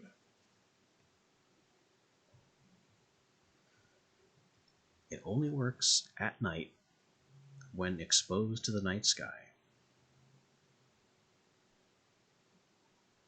You place up to 3 different constellations on a parchment working through an infused glass, and there's also a risk of setting the parchment on fire. And this etches the pattern into the infused glass and gives you a way to just stamp enchantments. Something like that. There's a lot to it. But one of those infused glass with lenses and runed and gold and all of the dusts of the rainbow makes the observatory, and the observatory we can use to view the very faint constellations. And unfortunately, the very faint constellations don't do much. You can't attune crystals. They can't be used to fuel rituals. But they do apparently have some other function and can be used to attune an already attuned crystal to do something else. It changes how the attunement works.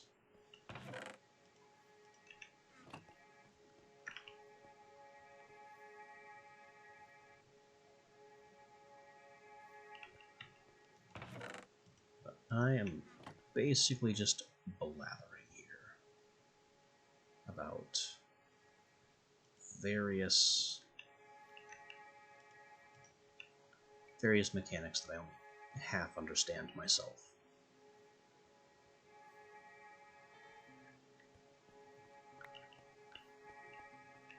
So I got the attuned crystal to Dissidia.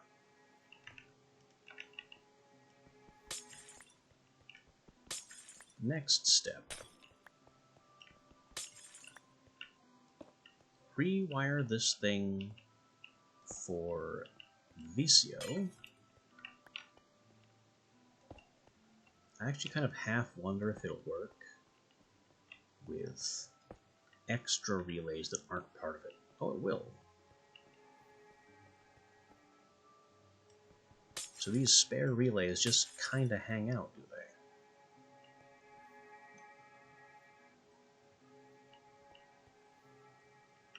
Well, Visio is currently available,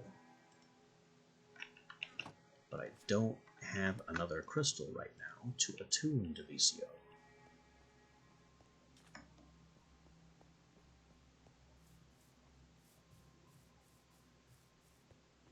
That's what I need extra starlight for.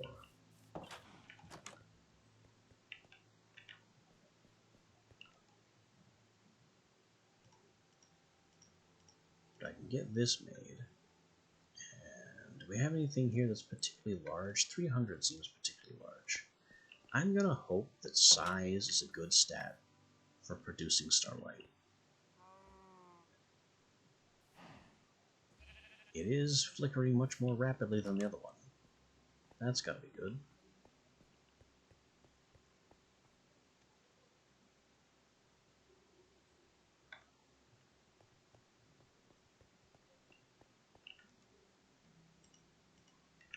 And now,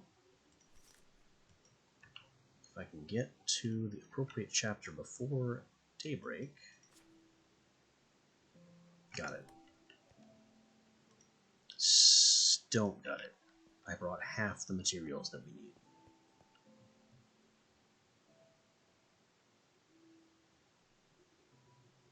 Come on, let me teleport.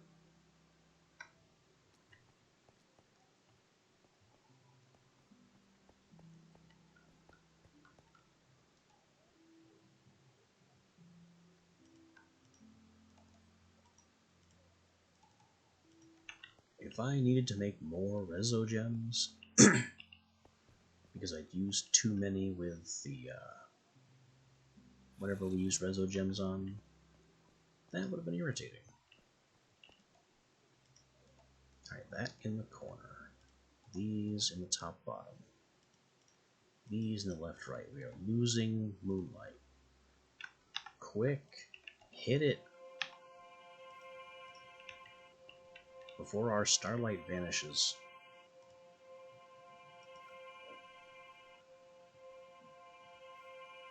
I just hope this... and it worked. It worked. We have a massive Dissidia collector crystal.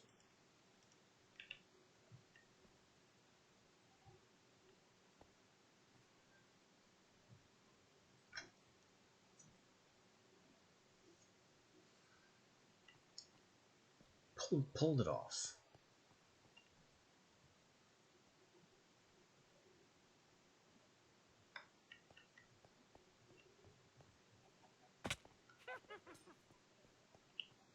Who is throwing bottles at what?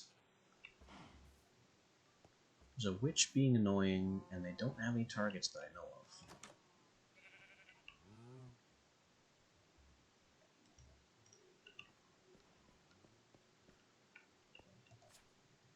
Okay.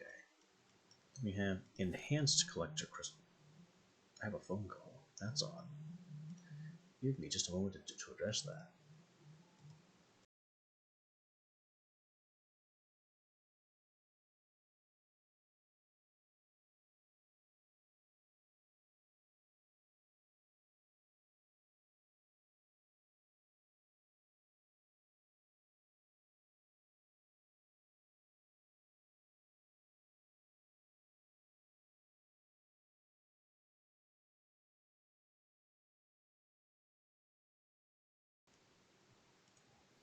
Well, I picked up, and it instantly hung up, so it can't have been terribly important.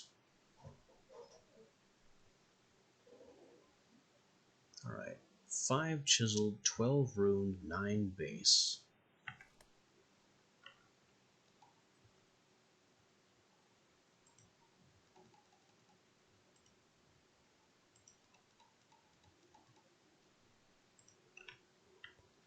Base marble is over here.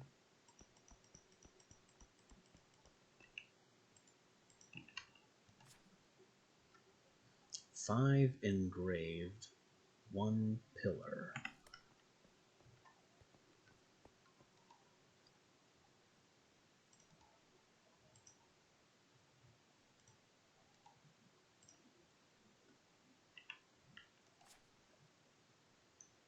I also need some block to go here for placing the crystal on afterwards.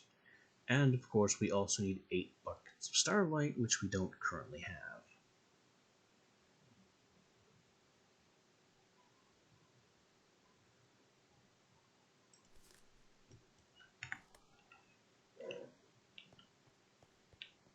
So I'll just grab a dirt to create that air block, that air gap.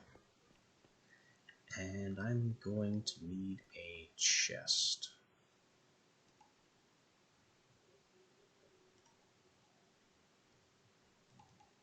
Does it have to be a double? Probably not, but it's going to be.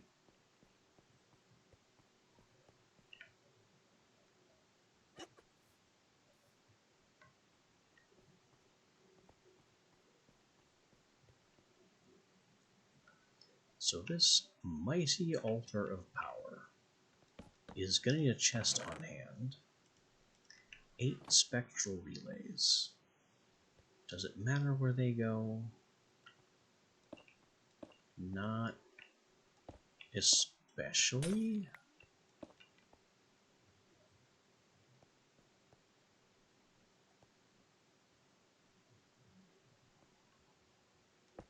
I mean, I can surround the altar in an interesting pattern. I guess that'll do.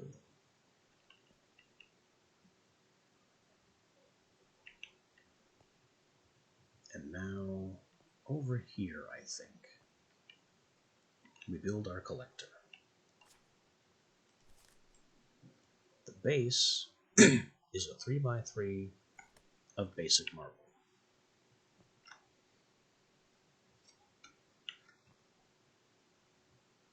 Since this altar is not getting any bigger,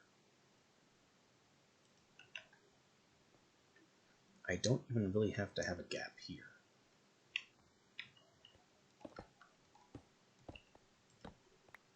Actually, I kind of do, because that will interfere.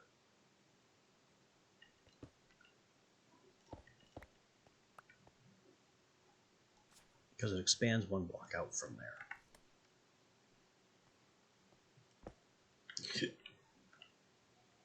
I forgot that was a sheer drop. I did not place any form of foundation there.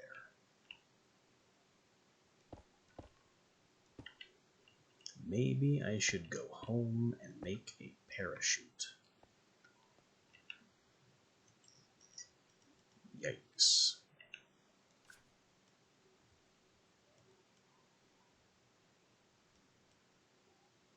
So I really can't tell what block this pillar is standing on.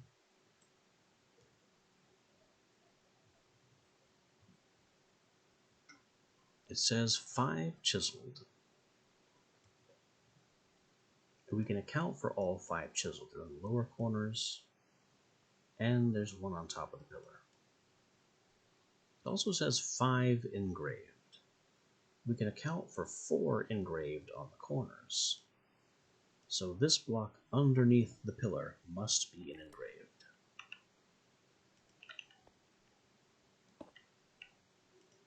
We go engraved, pillar, chiseled, and then dirt, so we can place our collector crystal on top of the dirt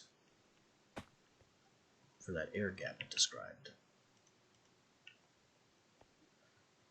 The rest, I'm gonna need some cobble for, because the border, there's no blocks to place the blocks I need to place against.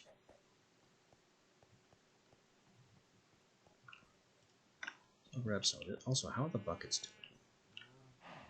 We're up to 7 buckets already. It must be the rock crystal going absolutely crazy. Let me grab another one. 280 seems to be our biggest. There you go. Keep making that nice star juice for us. Whatever I'm going to call it.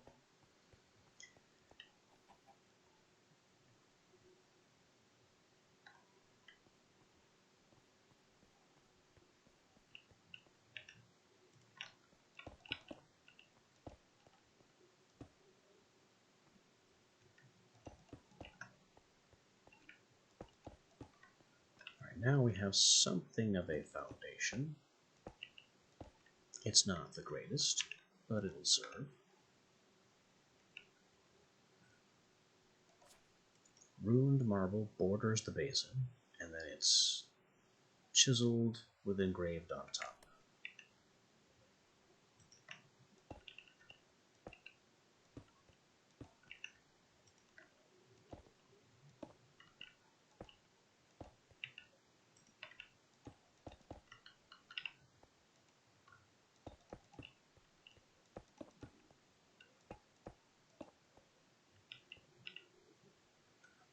Now let's not forget, I intend to build a second one of these over there. So our altar can be fully powered, day or night, at all times. This is our Dissidia crystal. We still need the Visio one.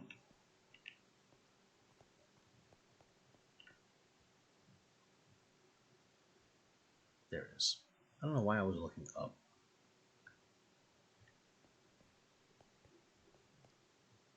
I also don't know why it always teleports me facing the exact wrong direction.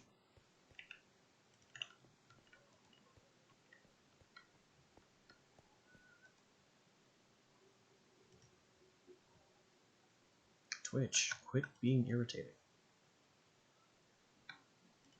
Show me what I need to see.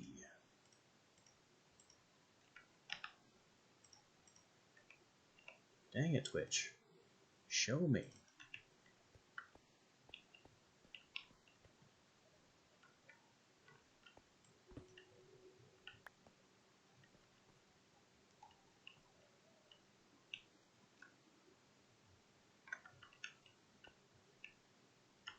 Alright, 2 crystals.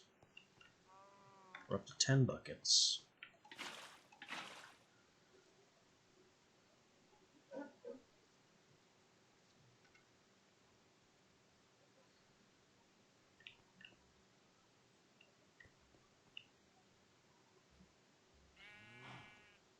I just wish I could produce liquid starlight even faster without consuming a whole ton of resources.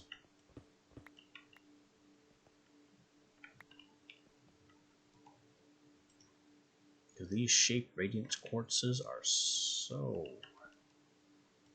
they're so slow.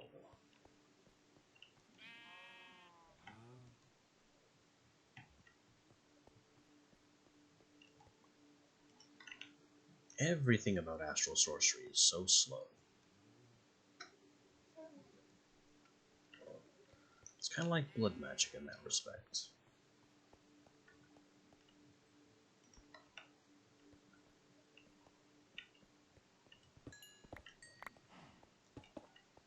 Which is why I have not, and do not plan to, do a showcase or highlight of blood magic.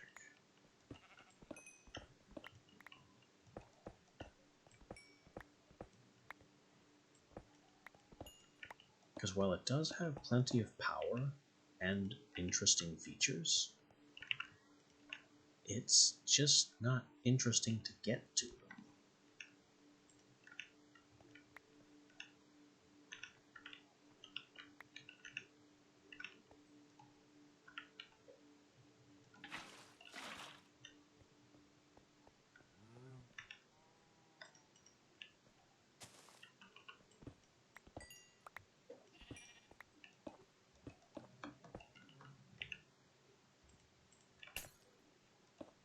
Uh-oh.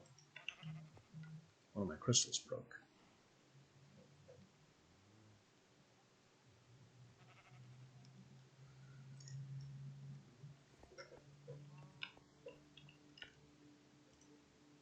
I'm going to use this one. Yeah, it was the small one I just placed. So rock crystal size influences how long it lasts. Would it be worth it to farm up power? No, because it'll cost more starlight to create a powerful crystal to sacrifice in here than such a crystal would produce.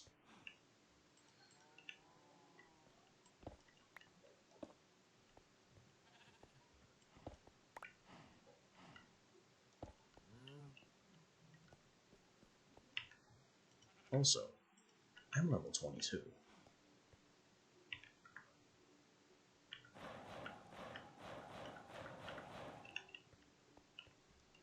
Level 22 was an important milestone.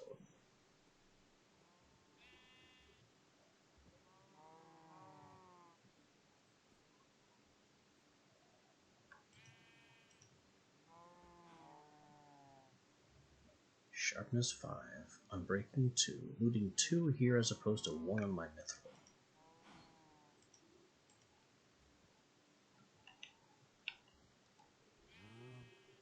And we have all this stuff.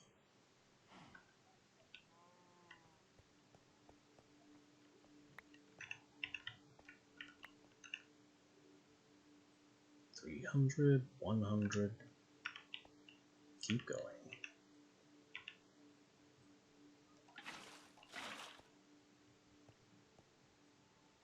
I have a ridiculous thought, and that thought is to take apart my mithril spear to build the mithril halberd I'd intended to build in the first place.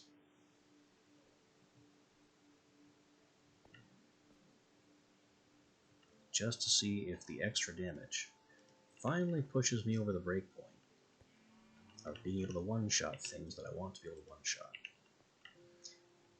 What am I doing? It's slightly damaged. 100 for the greatest chance of getting everything out of it.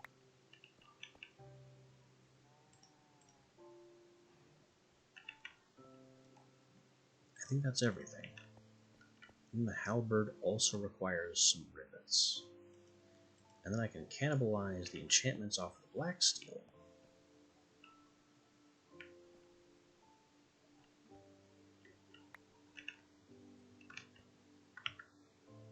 $220. Keep cooking. $450. Keep cooking. 5 buckets left. Not good.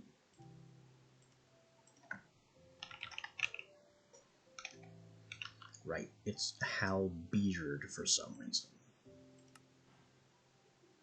Oh. Oh, that's gonna be a setback. I need a 4th mithril bar.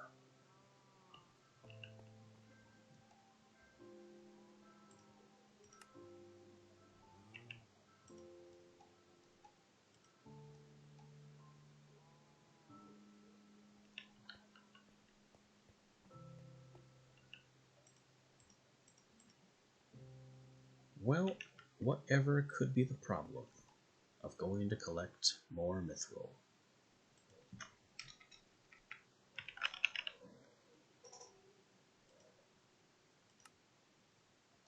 Mythic double sword.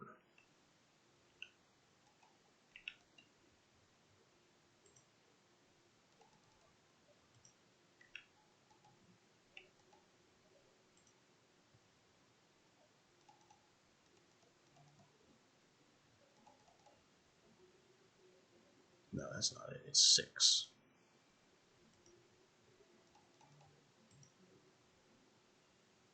Yeah, it's 1, 2, 3, and then 6.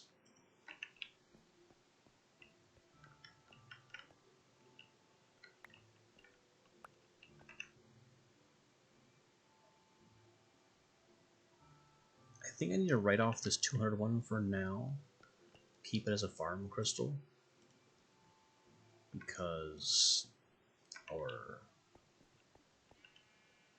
starlight buckets are really starting to wane here.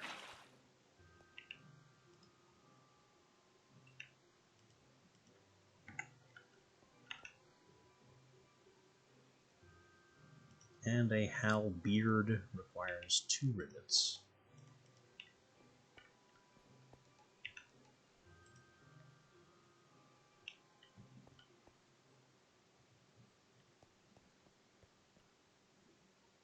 after this bucket of starlight is done processing, we're gonna go make some mithril.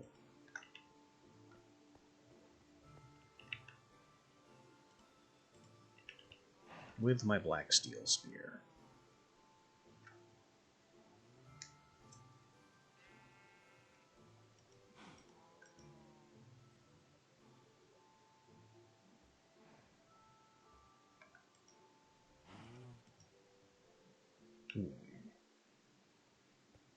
Come to think of it, actually,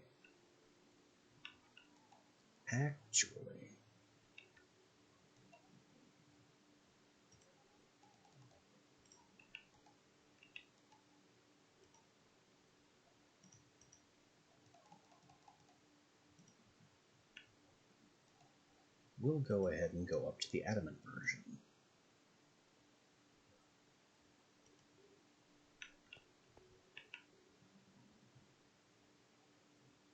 But I'm still making some spare mithril.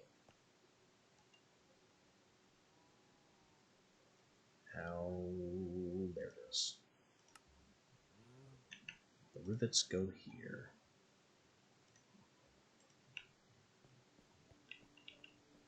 There it goes. 600.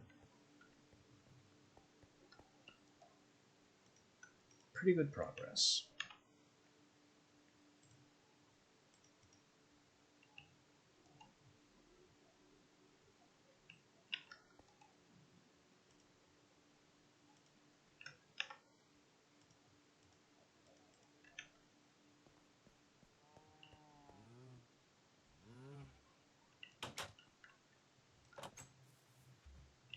But it's time to go visit the Crucible. And this will also give my light wells time to process more starlight.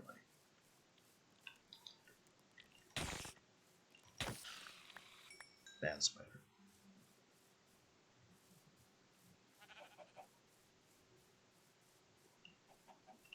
Whoa.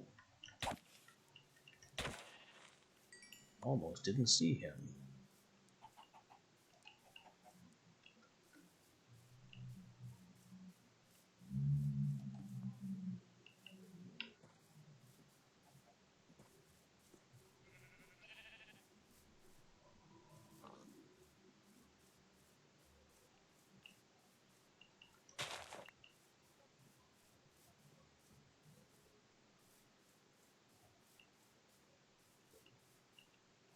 Maybe on our way back we can check out the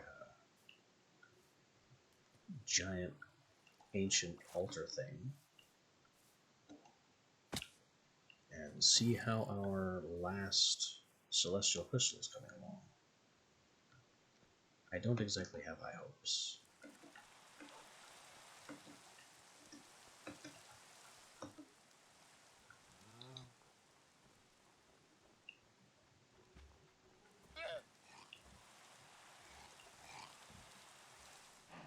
Zoop.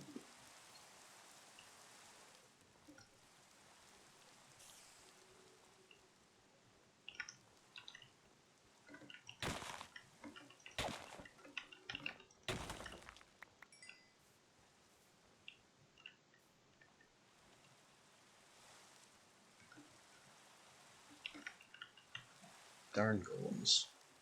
They're critical for breaking into embers. But after that, they're just clutter.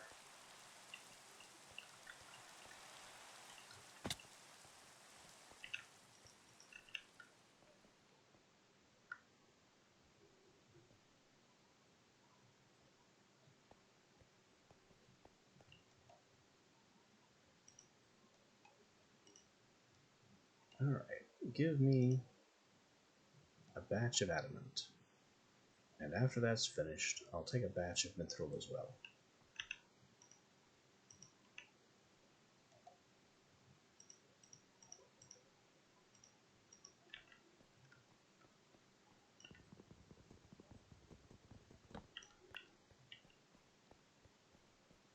I may as well break these chests so they stop distracting me when I come down here.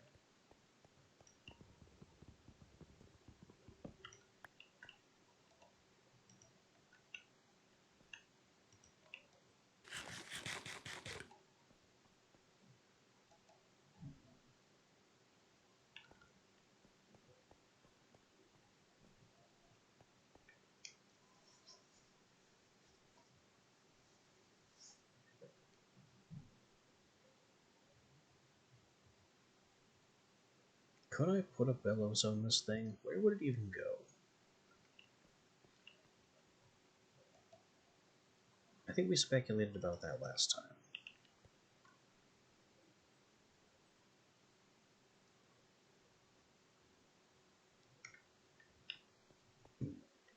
Oh well. Nothing to really do but wait. And look at the other nearby ancient crucible that we're ignoring. And what's this? That looks like it could be a treasure shrine.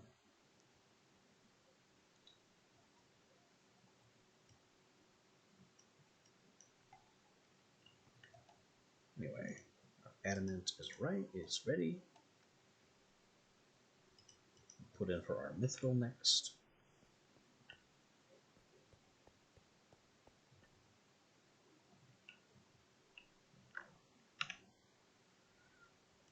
You know what? While this processes, I actually do want to go see if that is a treasure shrine.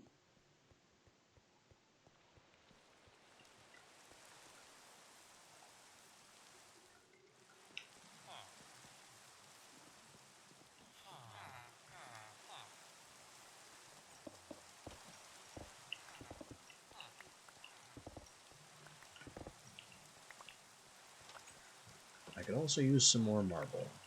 Not the bricks so much, but the base this platform is made of. Unfortunately, the bricks happen to be in the way.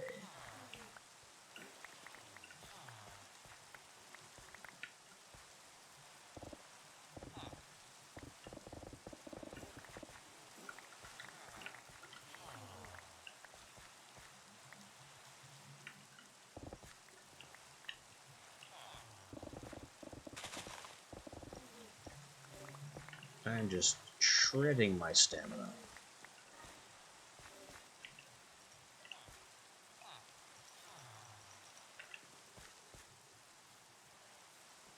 But it's all worth it for taking that out quickly.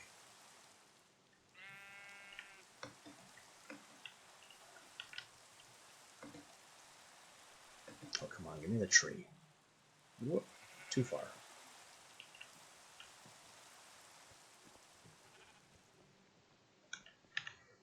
I get to that shrine, I think it's heavy pick time. Suspected shrine.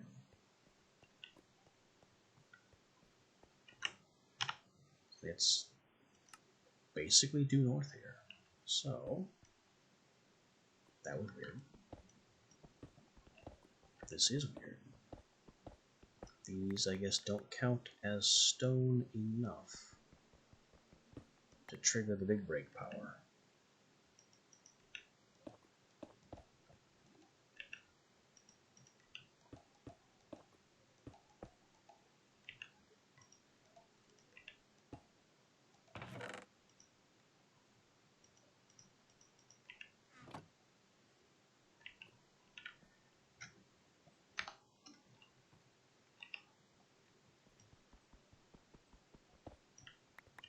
Time to drill.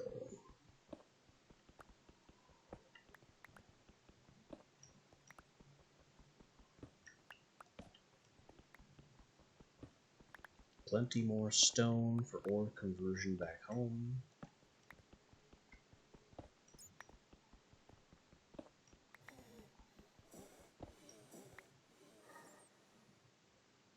I don't know why that didn't big break.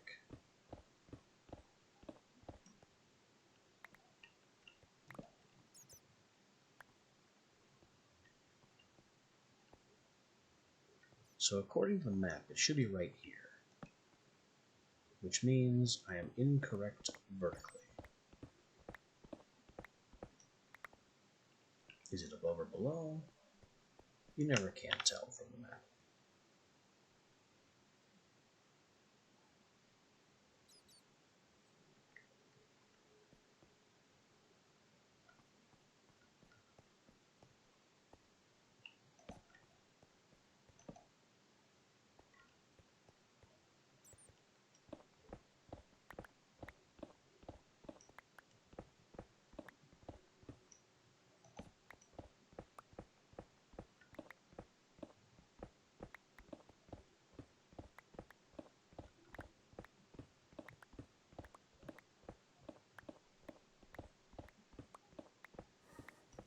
Well, it doesn't look like it's up.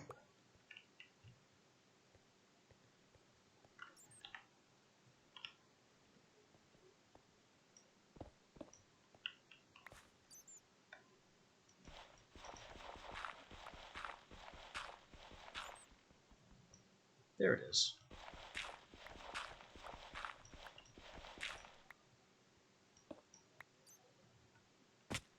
And it is indeed a treasure shrine.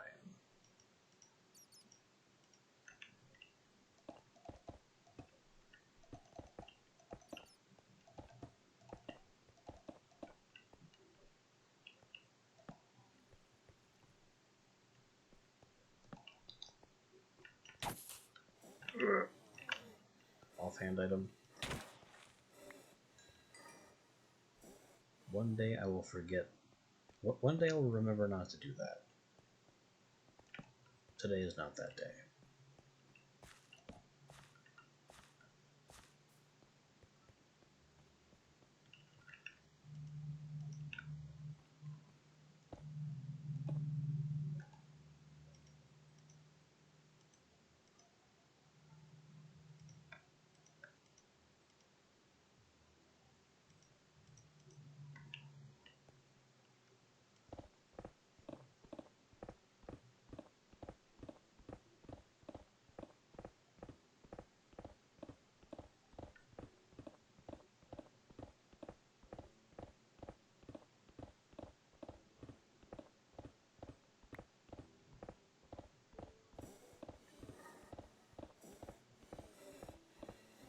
I honestly am kind of questioning why I even bother with these. Because they also respect rarity.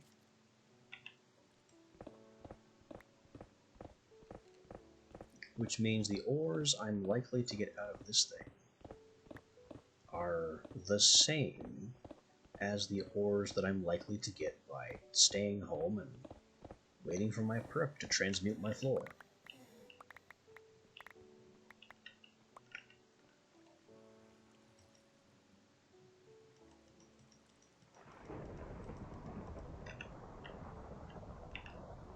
With the added frustration of also getting tons of cobblestone.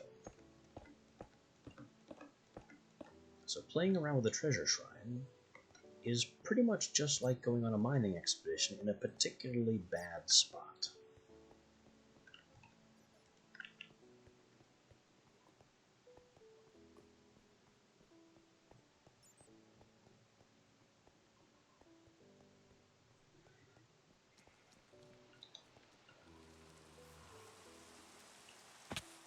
Where do you think you're going?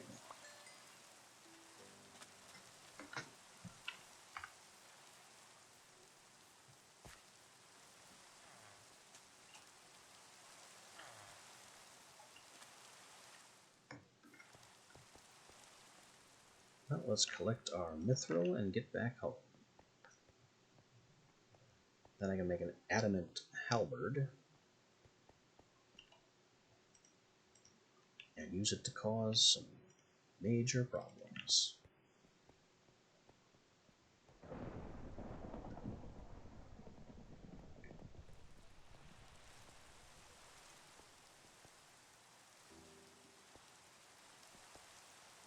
That's another lightning wraith. Maybe they do naturally spawn in storm conditions. They don't drop anything. Nope, not messing with that creeper right now.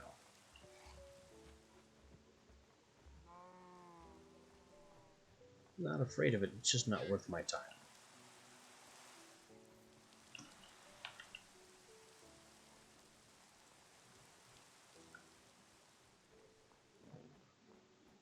And while we're passing through, how is this crystal doing?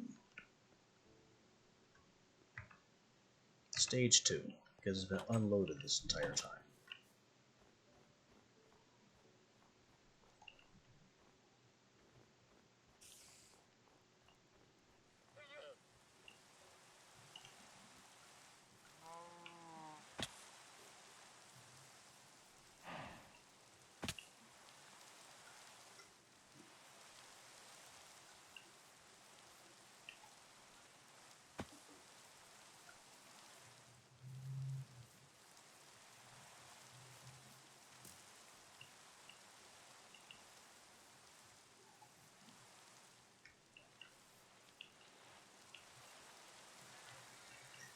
With all this zipping back and forth, how have I not unlocked another perk point yet?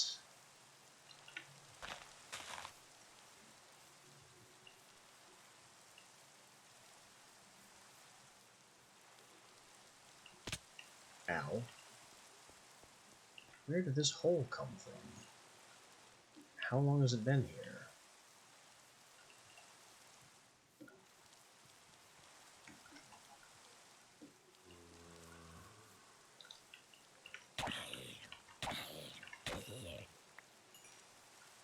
Sure, I'm glad I didn't break down the old black spear. Otherwise, I'd be in a bit of trouble right about now. Also, how did I take all... Oh, fall damage. That's where all that damage came from. I'm paying attention to my own activities, I swear.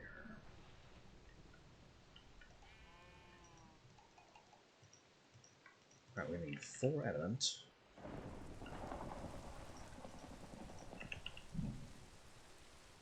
Our hammers and other smithing supplies.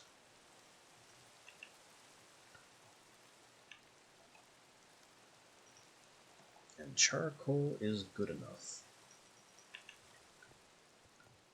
Actually, let me do the rivets first. So there's no risk of sending them unstable.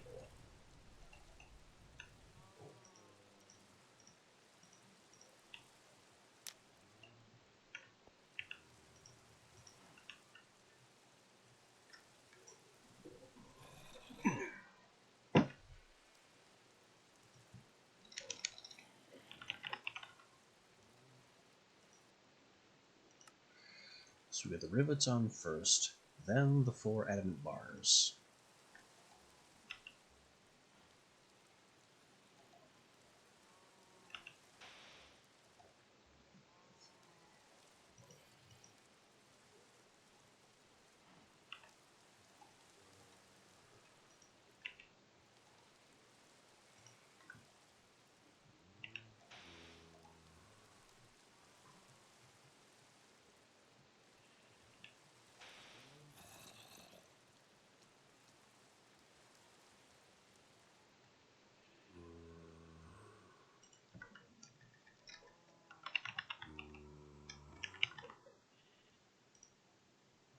$19 damage base, 17.5 if I make it ornate, and then it goes bonus against undead.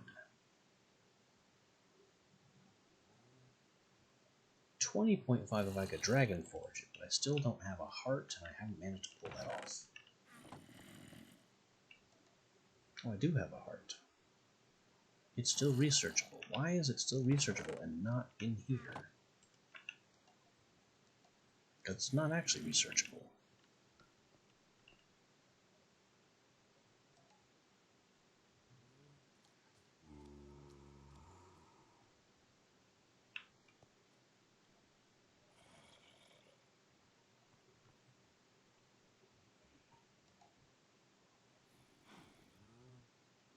Okay. I'm gonna try to do the thing. Worst case, it doesn't work.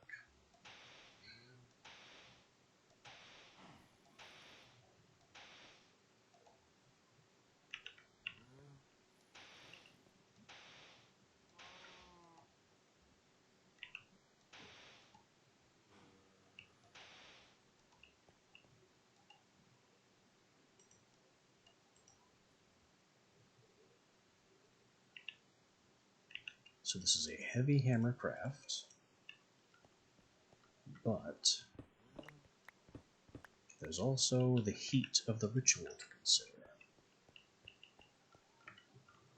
And this is the tip I was given by the devs for doing this.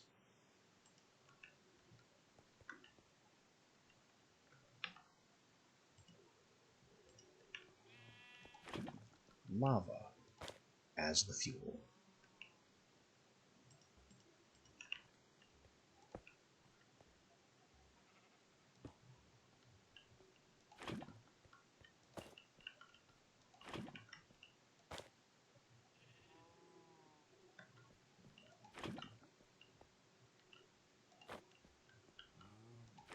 just throw big old buckets of lava right on in there. I think that should be enough.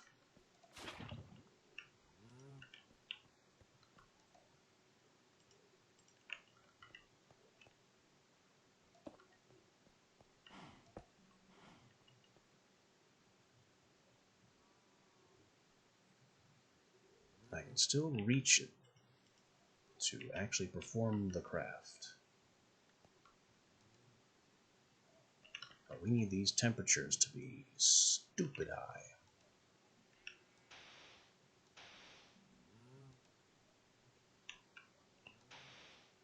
4,000, 6,000. I don't know how high it needs to be.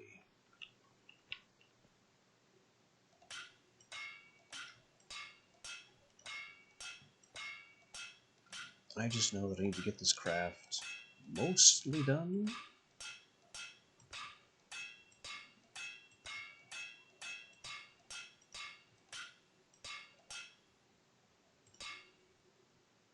Mostly done. And we have heat to 5,000. Does it go higher than that? No, it caps at 5,000. Alright, 3 forges at 5,000. It exploded. It didn't tell me I failed.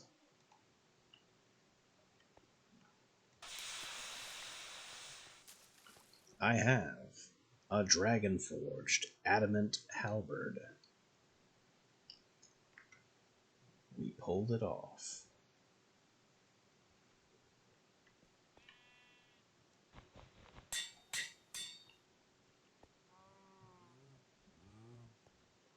Where's my base anvil? There we are. Can I steal the enchantments from my black steel?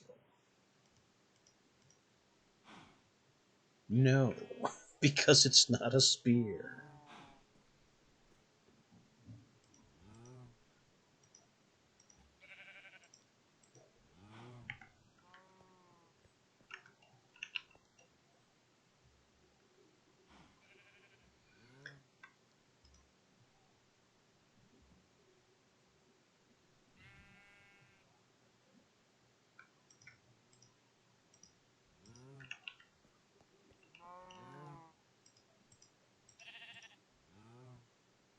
But I can cannibalize the obsidian pickaxe.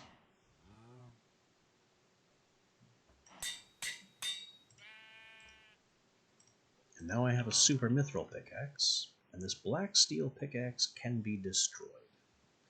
Unless I can put its enchantments on the hand pick, which probably won't work.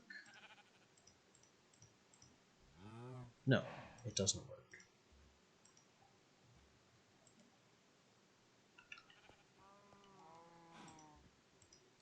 So the hand pick is still waiting.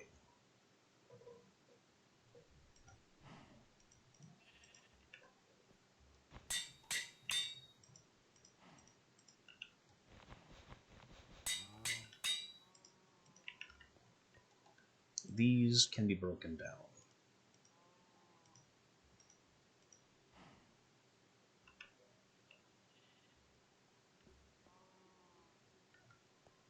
And I've got to wait for these forges to calm down before I pick them up. Or I could just go ahead and pick them up. What's the harm? What am I going to lose? A forge made of stone?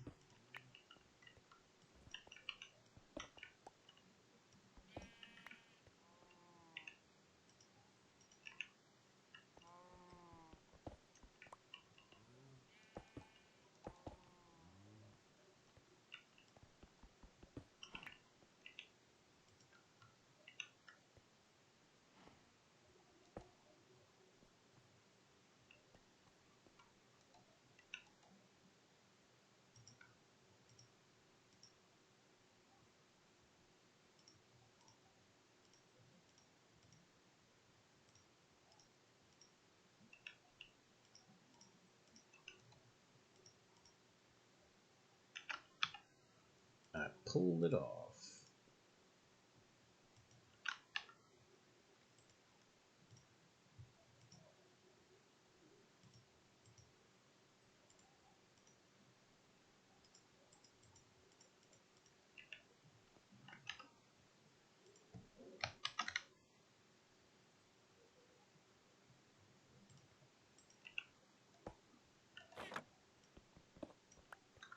of jerky out of the snaggle box.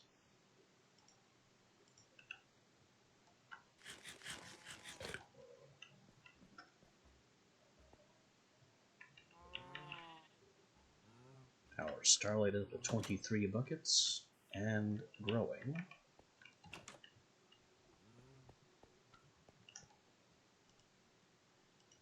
So we can do some more farming.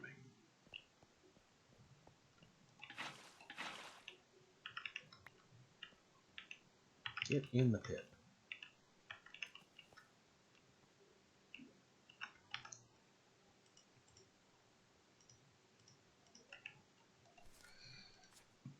Oh, we have one whole perk point.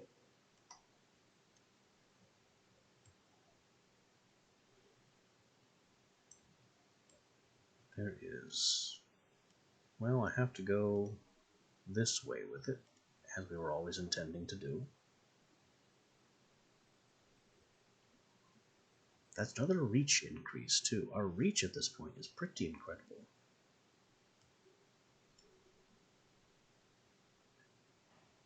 Then I gotta get those motion chakra. And spatial manipulation eventually.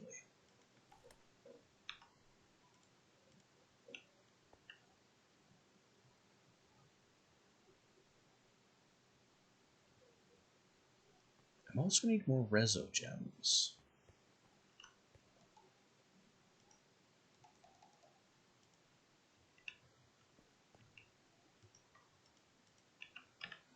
I can't exactly make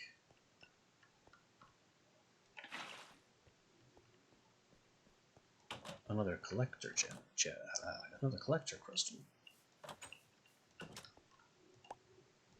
without 4 more Rezo gems.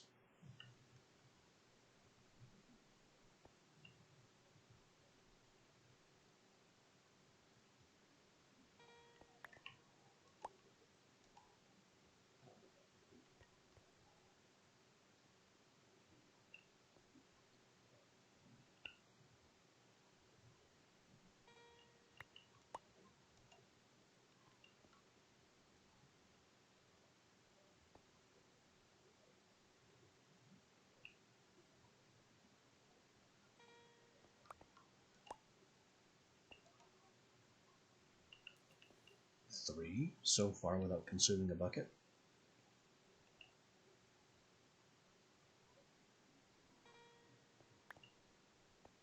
The 4th one consumes a bucket. Pretty good rolls.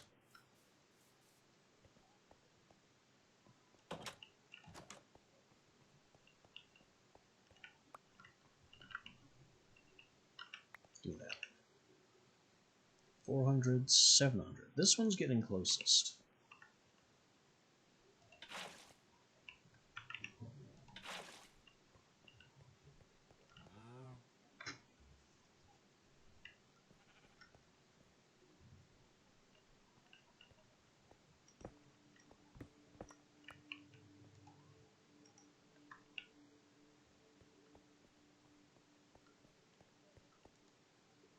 Four Rezo gems, 4 Stardust, and what was the 3rd thing?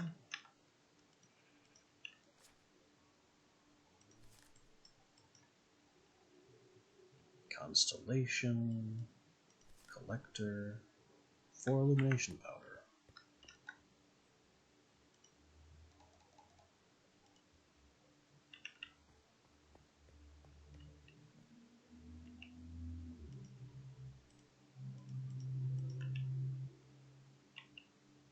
And then the components to build another collector tower.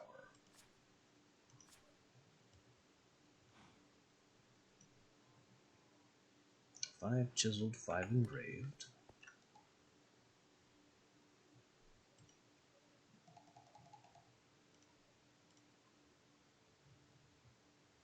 Engraved. What was engraved again? I don't recall.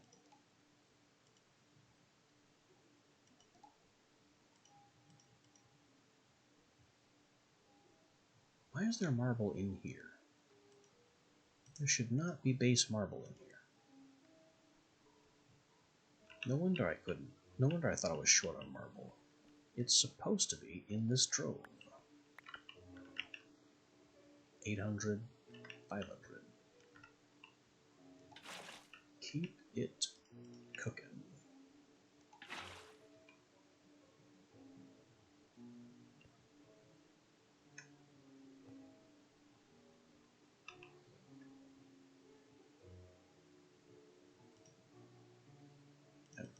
Fuck, didn't want that.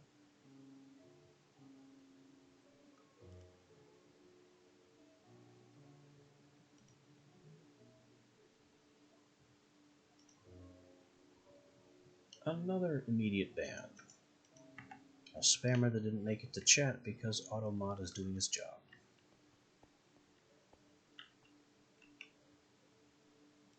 Look at all that marble. Get in the troll.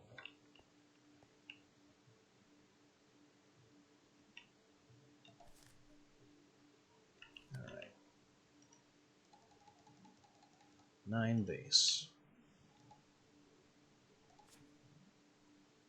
I have the 5 chiseled, I need 5 engraved. You have reached your size requirement. You are still cooking and will hopefully split.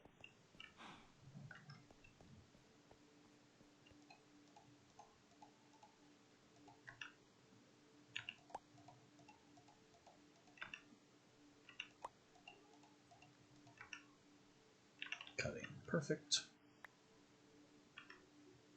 Get your size back up.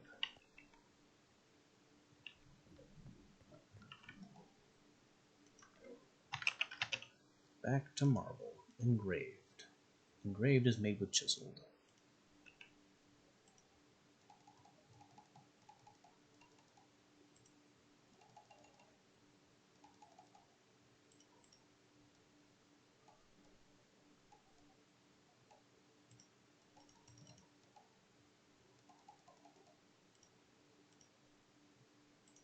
So here's all the extra.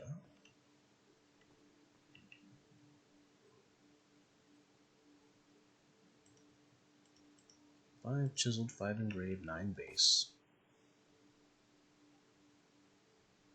1 pillar, 12 ruined.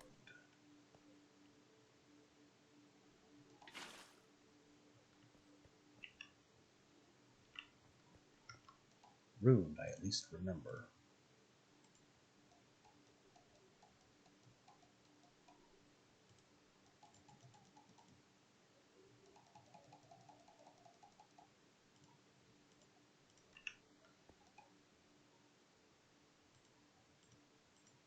The extras get put away. I need 1 pillar. And this goes in here.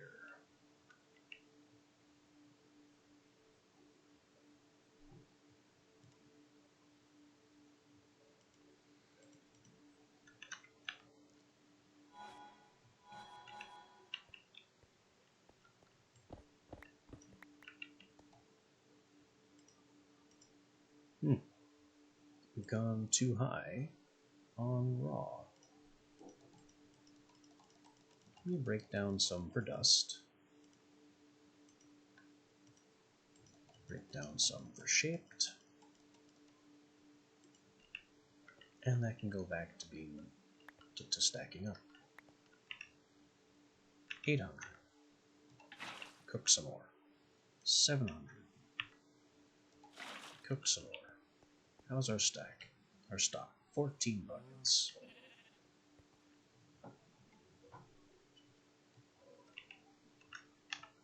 Almost there. And it's nightfall. I just don't know if Visio is in the sky. So, yeah, Visio just lit over there. So if I can get this one to 900 before dawn, we're ready.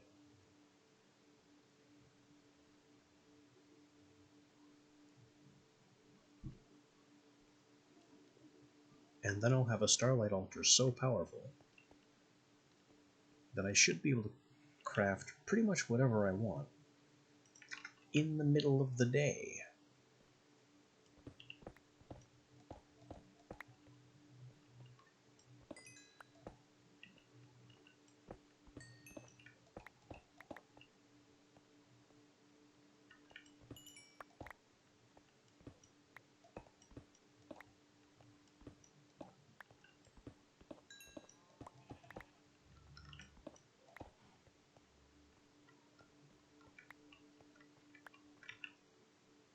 900. It's ready.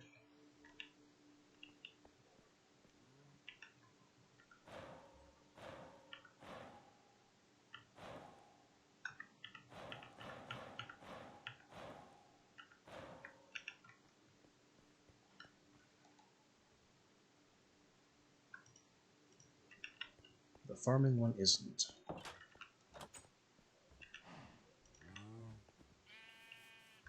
But this second crystal with perfect stats needs to be attuned to Visio.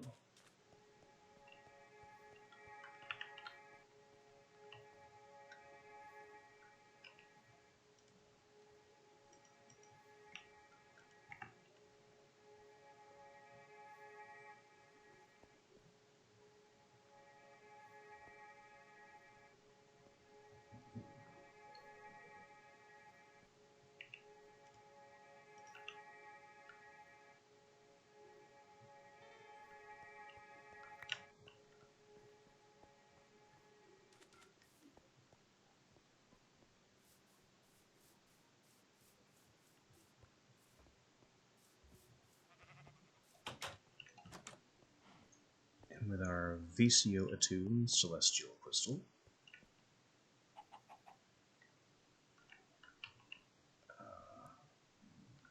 come on, you finicky thing. There we go.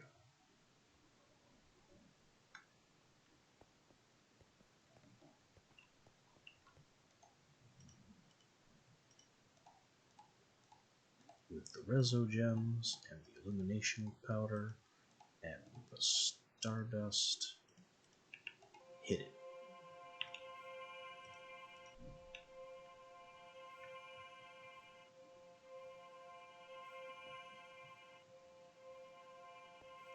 I don't have the cobblestone. But there we go, second collector crystal.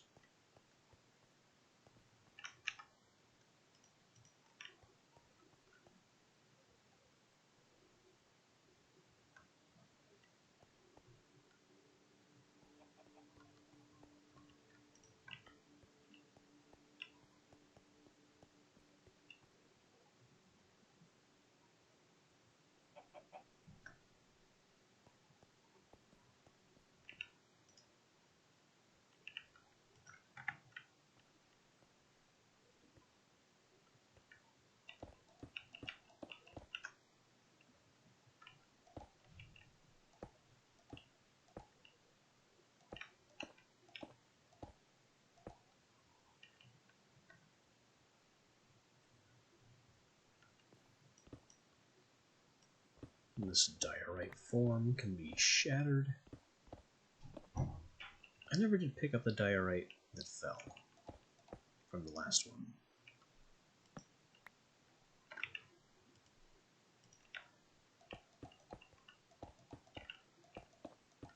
Nine base marble. I also never placed the starlight buckets in here.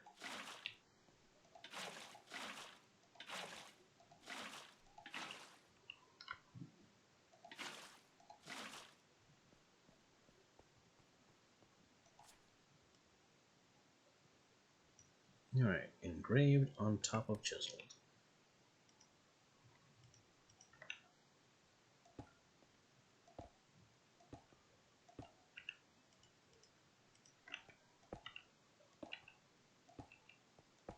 The last engraved in the middle. Pillar. Chiseled. Spacer.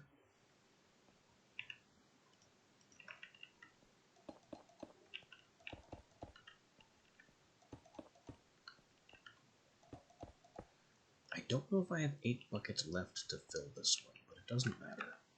The only reason I didn't actually assemble this one fully before is because I wanted to be able to remember which one I had created.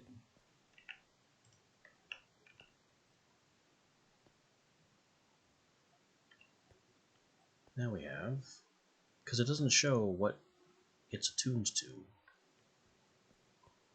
unless you remember, it's just the color.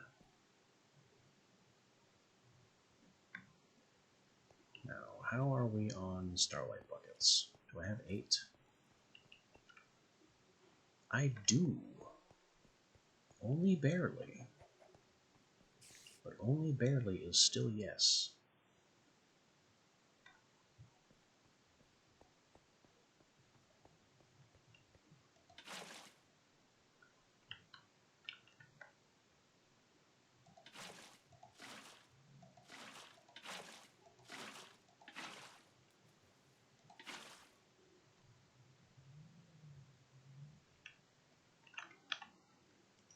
And then on top, we place our crystal, rake the spacer,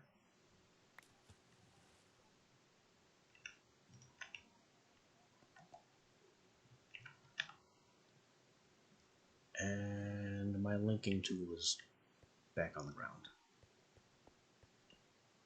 That's okay. That wastes more time and makes it all the more dramatic when I finally connect these things.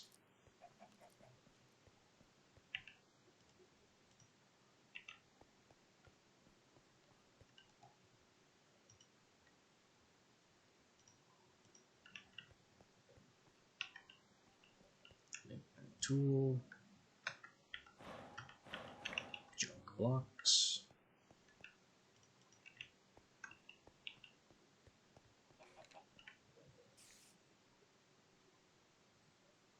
so a collector crystal by itself is tuned to its constellation and collects power only at night.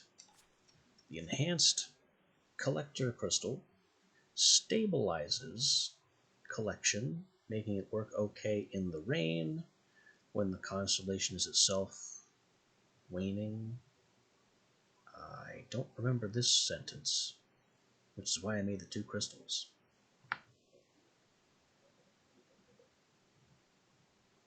But anyway, the important thing is it makes it function during the day, which it currently is. Very, very high in the day. So our available starlight is very, very low because it's daytime.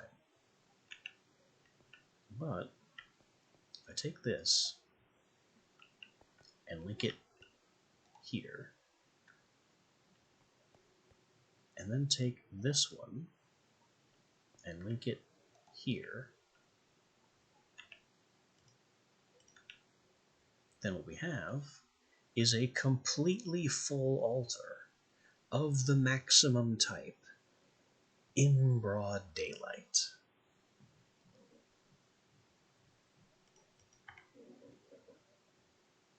That is, in a word, insane. If I unlink one of them, it's still completely full. I didn't need both. I did not need both.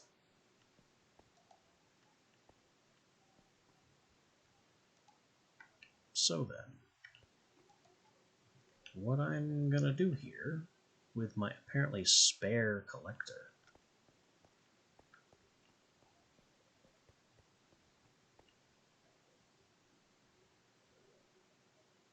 is go grab some crystals and materials and consider farming crystals with the power of a real collector crystal.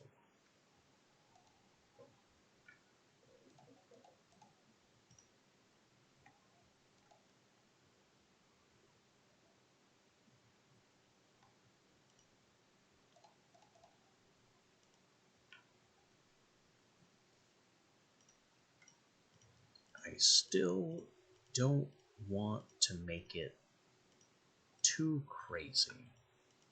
I mean, 3 at once is probably about as much as I want to divide the starlight.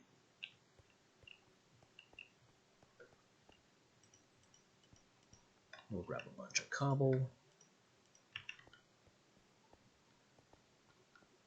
I'm going to need glass panes, and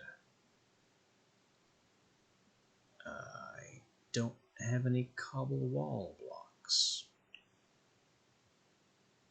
That's okay. They were kind of a conceit in the original design, not super necessary.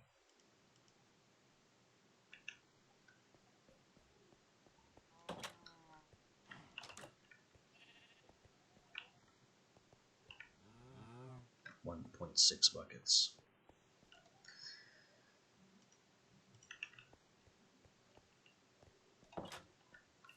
Keep it coming. I'm gonna need more than 1 bucket of starlight to make this work.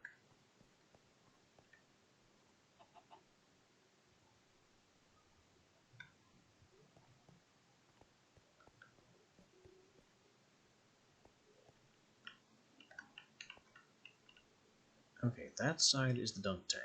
So this side can be the crystal farm.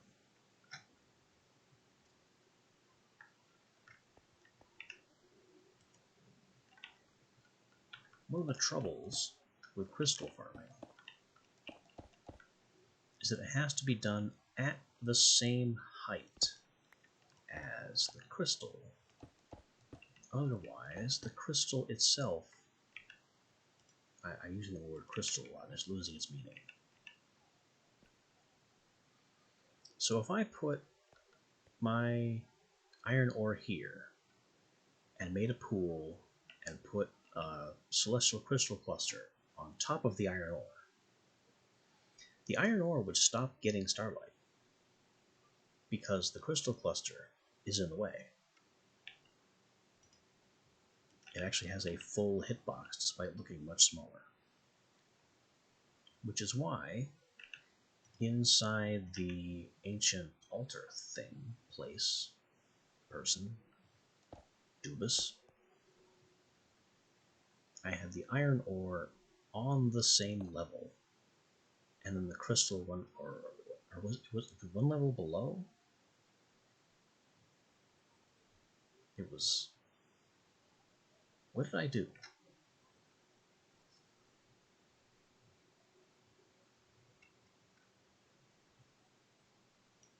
I think I can get away. I think I can get away with one level below.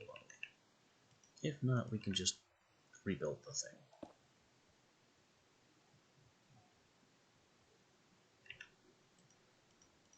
So I place that.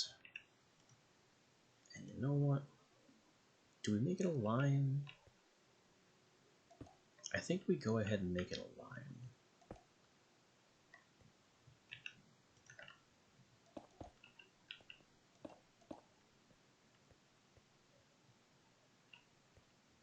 This whole deal is, of course, stupidly dangerous because at a moment's notice, a dragon could show up and decide I need to be all the way down on the ground again, without being particularly courteous about the suggestion.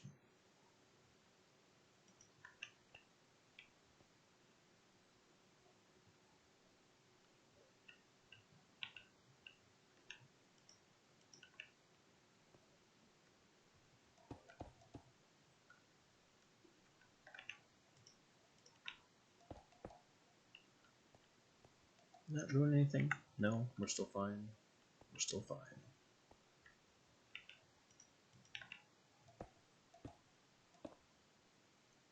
Ooh, that could be a problem. I don't know if the glass panes will block the starlight.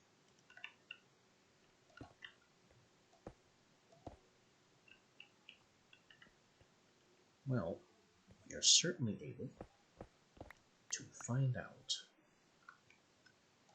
Link to all 3 iron.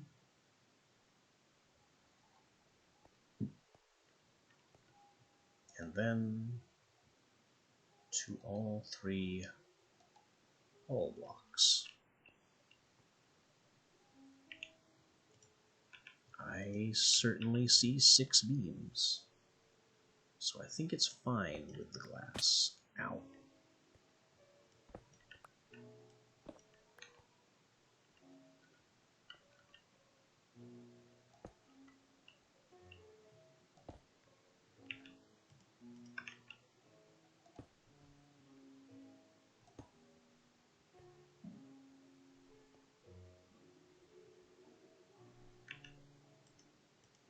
And I think I need cobblestone backing. have something to throw my items against.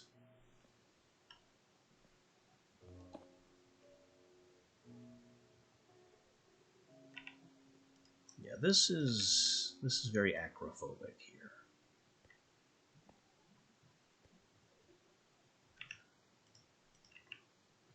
It's probably a very little known detail that I don't like heights even in games.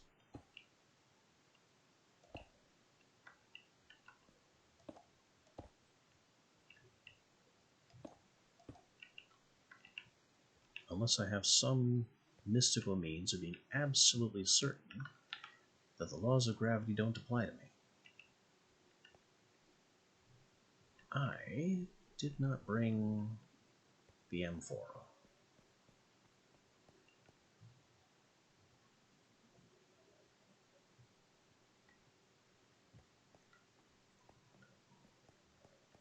Really getting my mileage worth out of this teleporter.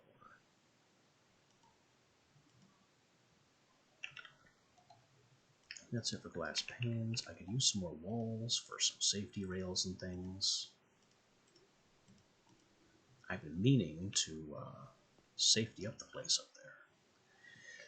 2.5 buckets. It's a start. I do need the third bucket before I can start farming.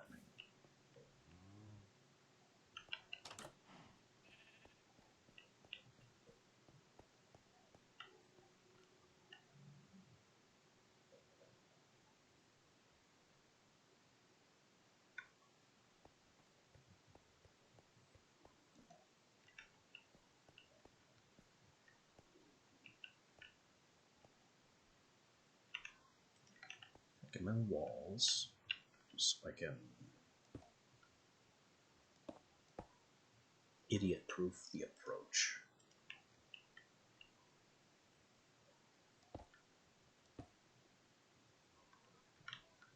With no illusions about who the idiot is. It's me. And my Visio perk is making it possible to sprint straight up this wall that I'm building, so it needs to be higher. Now it's a suitable guardrail.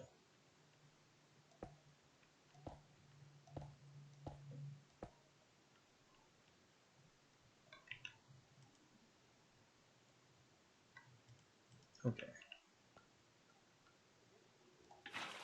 Bucket 1. Bucket 2. Bucket 3 does not exist. Shame. But nothing I can do about it.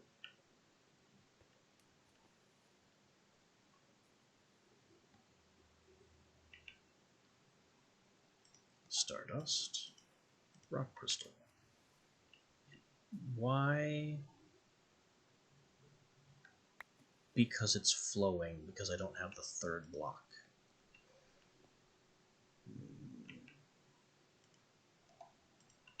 Alright, then we'll just place that there temporarily.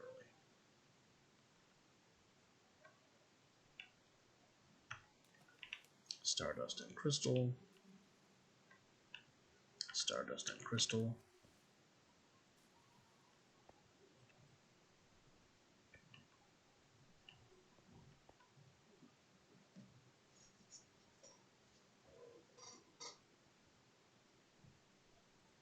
And if there is anything to the power of starlight in accelerating these by shining directly on them, we about to find out.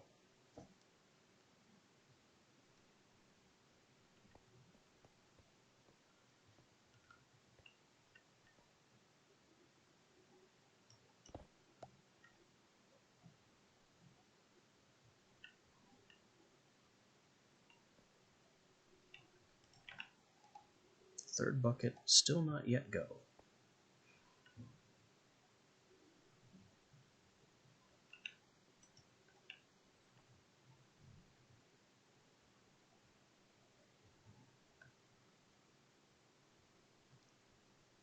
Yeah, that transition back to star metal is really fast now.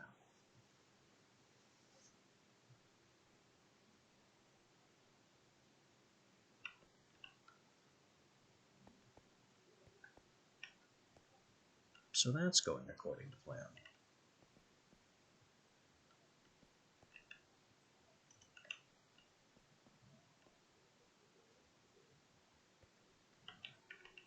Now about these additional safety rails that I don't have.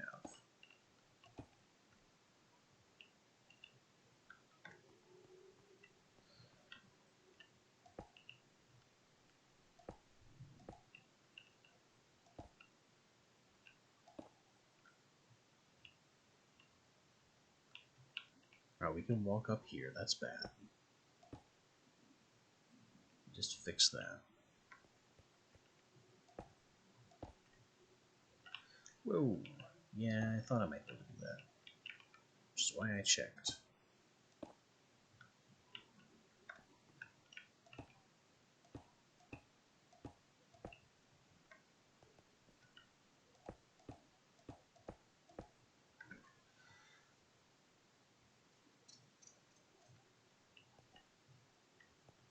Big ol' safety rails.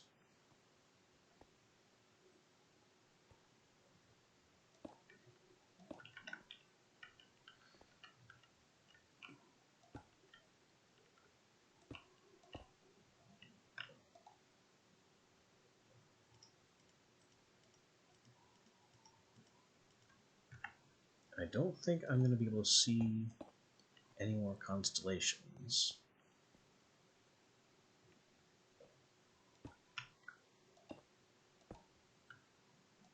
Until I get that observatory going.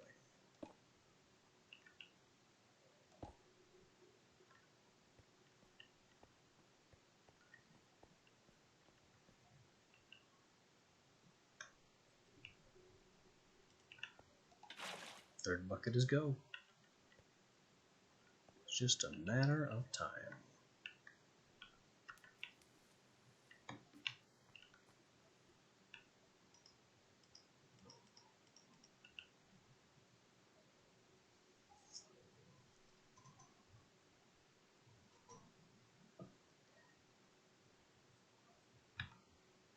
And this one's already stage 4 and ready for harvest.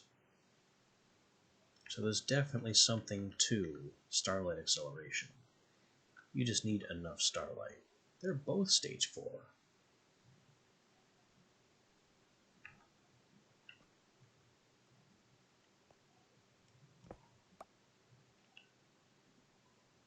Purity 71, not the best. Purity 56, definitely not the best.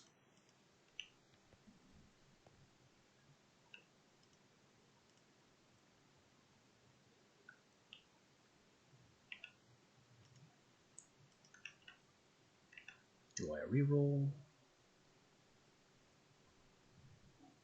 I don't think so. I think this 56er can actually go into the light well to produce tons more starlight for us.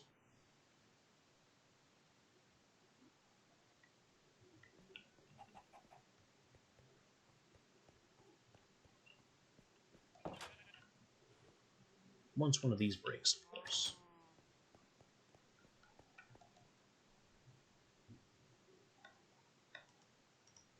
But yeah, we're just going to be transforming all of our irrelevant grade rock crystals into mid to high grade celestial crystals. And the faster that happens, the more entertaining it's going to be.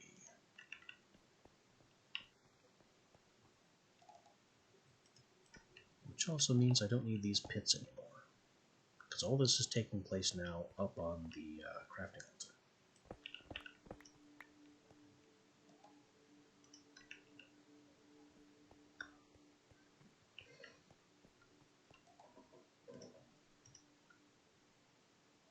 And our crystal power is quickly approaching maximum.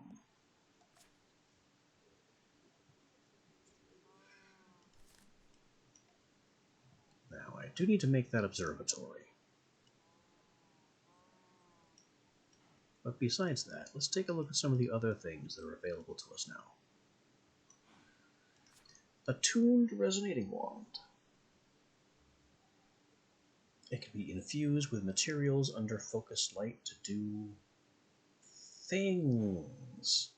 The result is not reversible and cannot be overridden. Which is fine. The wand itself is very cheap.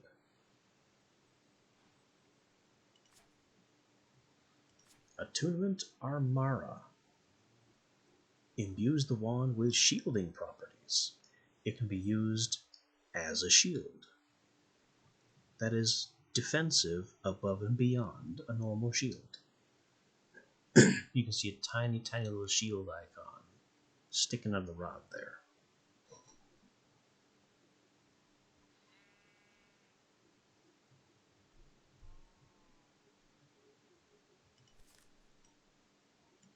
Attunement Dissidia.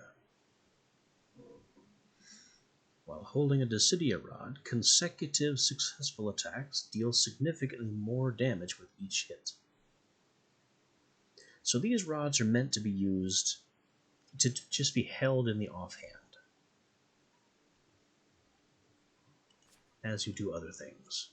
This obviously does not work well with giant Mind Fantasy weapons, but if I had made something smaller, maybe this could have been relevant. Evorcio. When you break a block while holding it, blocks around the broken one with the same type could instantly break right afterwards.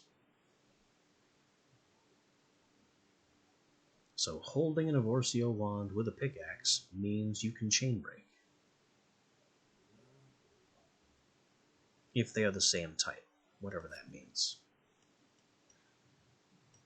Aevitas grants you the convenience of walking through the air as a solid star field manifests itself below your feet. This is Blood Magic Phantom Bridge. That's amazing. That'll make traveling through the Nether easy, although fighting dragons will be no easier because I don't have a one-handed weapon to take them on while I'm floating in the air.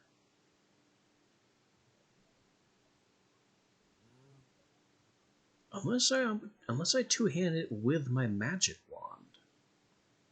That would be a crazy fight. Just walking around on a sky bridge, hurling... What do I have to hurl? Darts. Okay, so a bit less impressive. And we're still not ready to upgrade to Apprentice. But that's another concern. Last one, Attunement Vicio. While holding right click will charge it up like a bow. Upon releasing, it shoots you, not an arrow.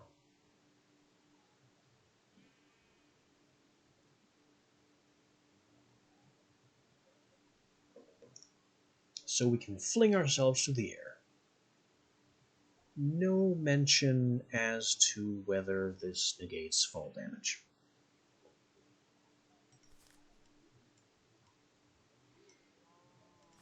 Still though, the Aevitas feature is incredible. What is this? 6 saplings of any type, 4 sugar canes, 2 illumination powder, and 2 prismarine crystals. That is incredibly easy.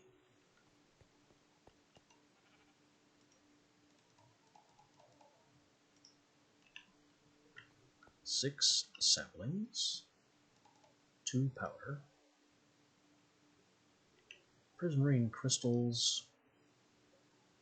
I mean, I haven't really...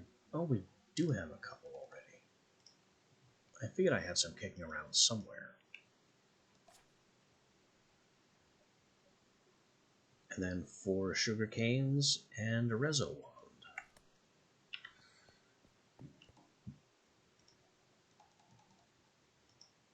What makes this kind of funny is that I will need a second Rezo wand because I can't hit the altar with my resonating wand if my resonating wand is in the altar.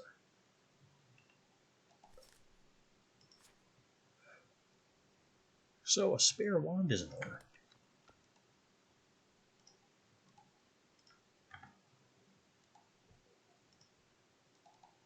Pearl, 2 aquamarine, 2 marble of any type. We'll grab the bricks. Are bricks valid?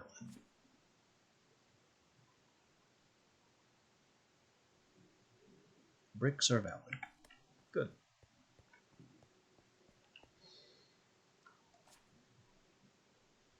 Requires focus to constellation Avitas. That is another concern. We can do it, it's just another step that I should have expected.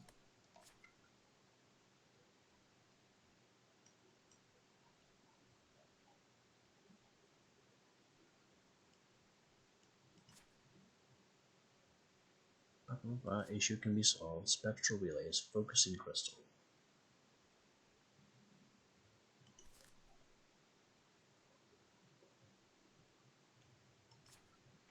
It doesn't really describe what that means or how to do it, but I know.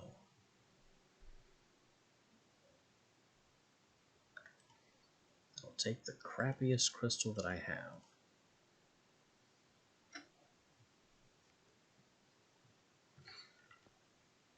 Because crystal quality is simply not a factor for this.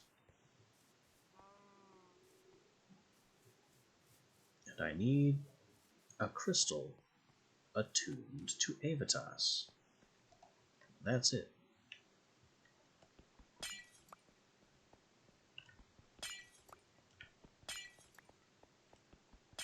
And it'll go into that slot on the altar on the left.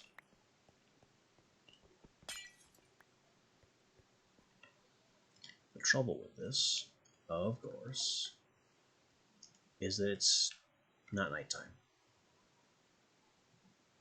It is noon.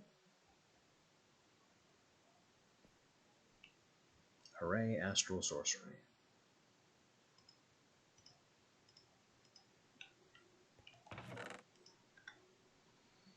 We have 9 relays.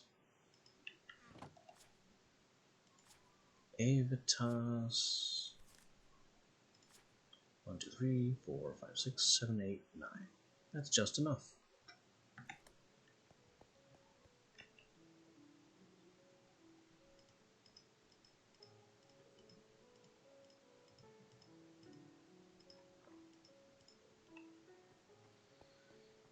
I guess while we're waiting to be able to attune a crystal to Avitas, we can pop back up there and make the spare Rezo wand.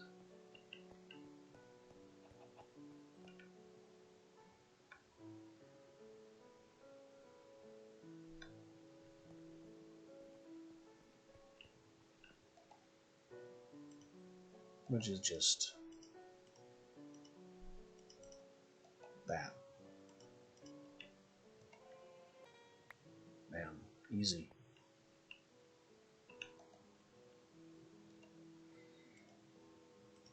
One of these wands is the ingredient.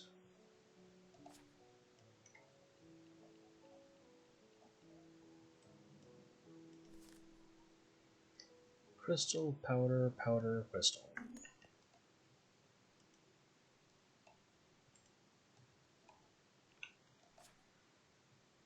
And then saplings, oops, in the center, sugarcanes flanking them. And the remaining 4 saplings will go on some of these, which will activate during the craft.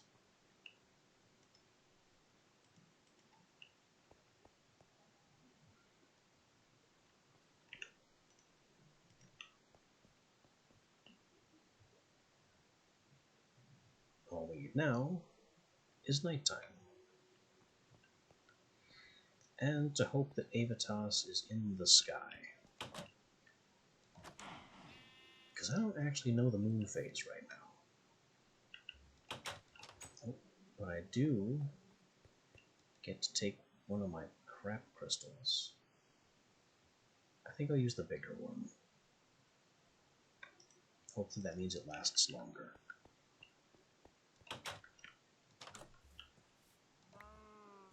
There you go. Flash like crazy, you silly crystal.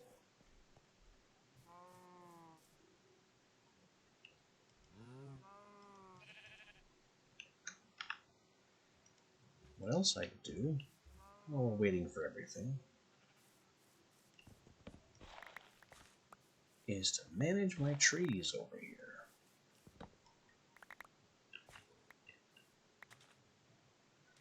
It's kind of funny, really. We found you, the best type of tree for bow making, and then immediately made bows irrelevant.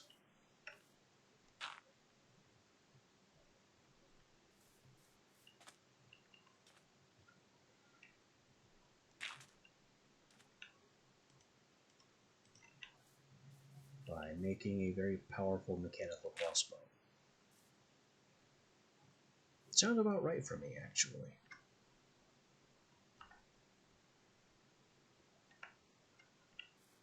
Sounds about like what I do.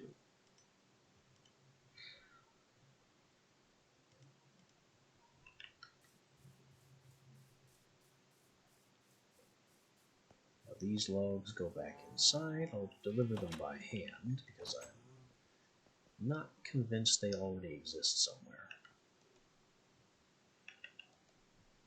Ebony is here. You should be as well. Excellent. There's some extra yew saplings.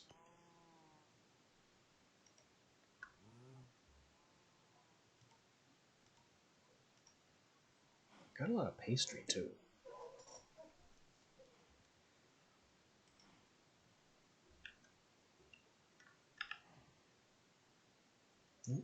Night is coming.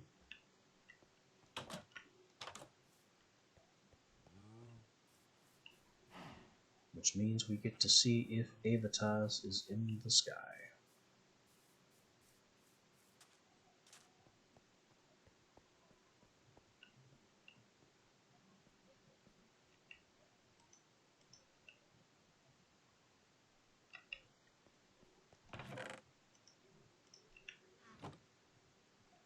It's showing marker positions very faintly.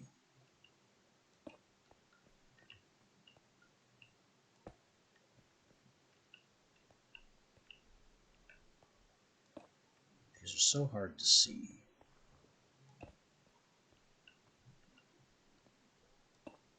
And I don't know if it's because the moon isn't high enough yet, or what.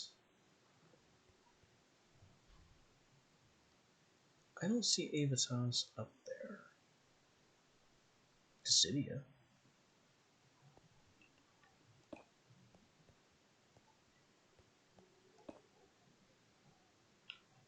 One marker left, which is the center point, so it doesn't count.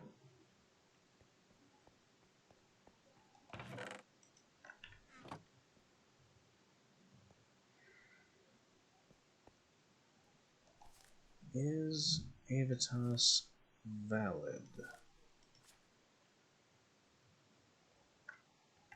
It should be.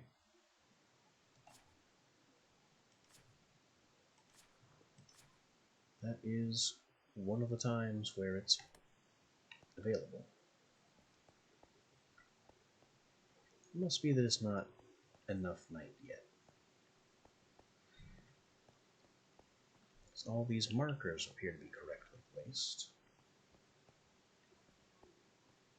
And the altar itself is the final marker.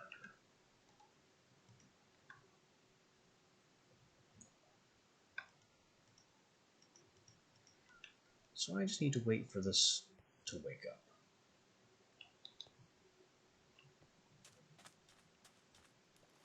In the meantime, squid.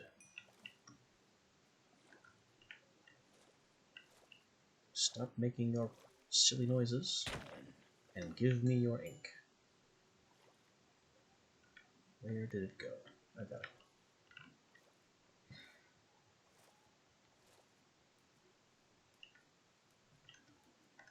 hear more swimming squid.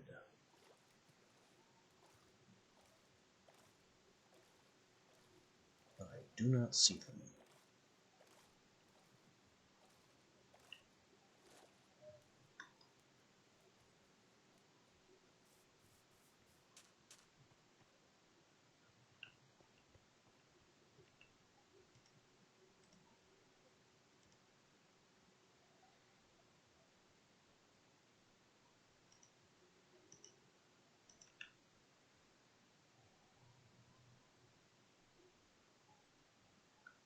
Is Avitas even in the sky right now? It should be. But I don't see it. And it really should have activated by now if it was.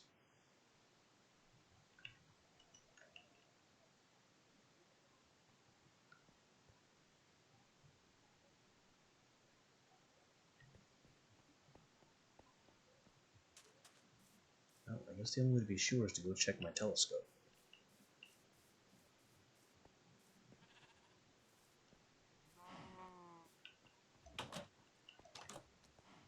If Avitas really is in the sky tonight, as its constellation page suggests, then it should be visible. Mineralis, Armara, Dissidia, Evorsio, Fornax, Boots, Empty, Lucerna, Mineralis. There's no Avitas tonight.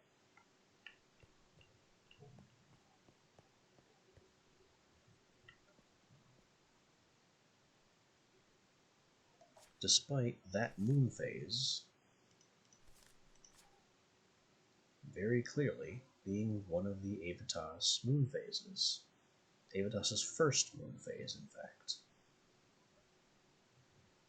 But it's just not here.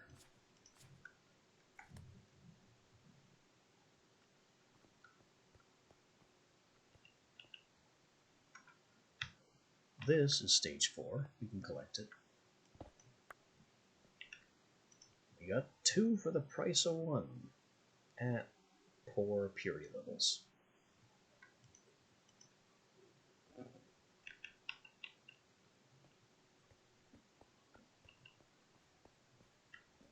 That's okay. Getting a pair is, in my mind, better than getting a strong one. Mostly because we already have strong ones that we can farm just fine. It's the Starlight bucket, that's the liquid Starlight that we're waiting on. And my Super Crystal already got destroyed. Alright. Next one.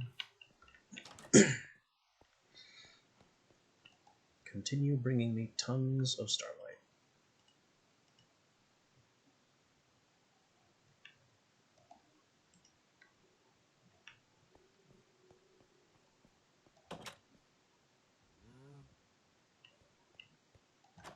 Unfortunately, the constellation I want is simply not active. There's nothing I can do about that. No way to accelerate time. So I'm stuck hanging around until tomorrow night.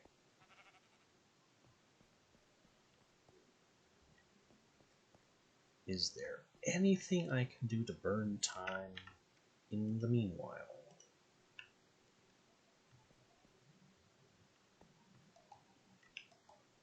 Why don't we mess about with some more provisioning?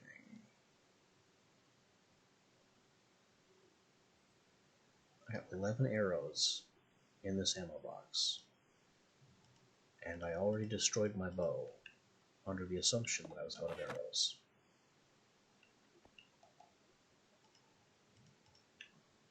It was destroyed, right?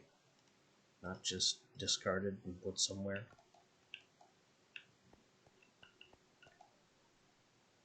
It was not destroyed, it's still here. I'm destroying it anyway.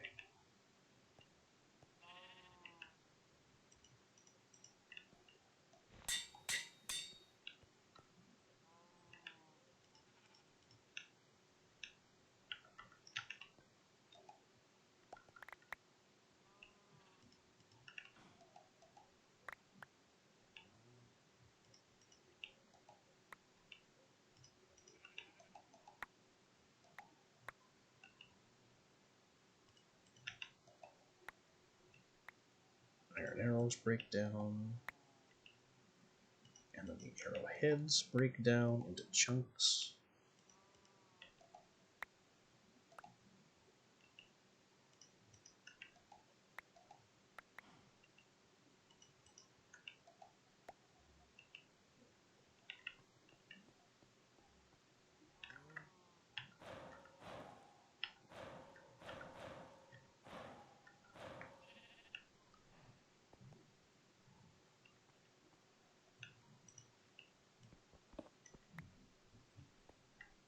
I have an ebony ammo box with greater capacity than all of these refined woodwinds.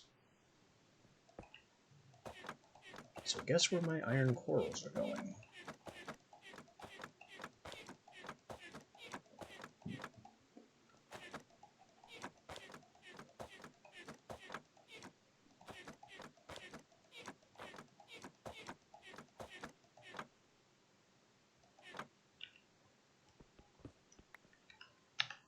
Now I have a travel box of tons of ammo. And this box is now empty, so it goes with a stack of other boxes.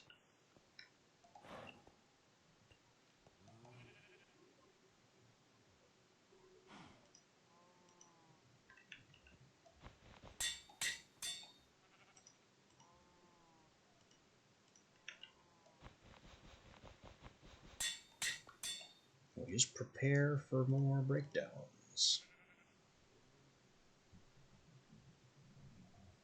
I can't get my enchantments out of this. Well, actually I could.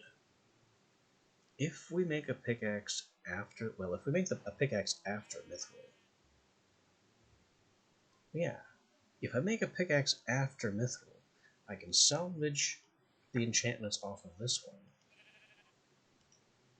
instead of salvaging the enchantments off the Mithril, because that would require destroying the Mithril, and Mithril is too good a metal to just obliterate.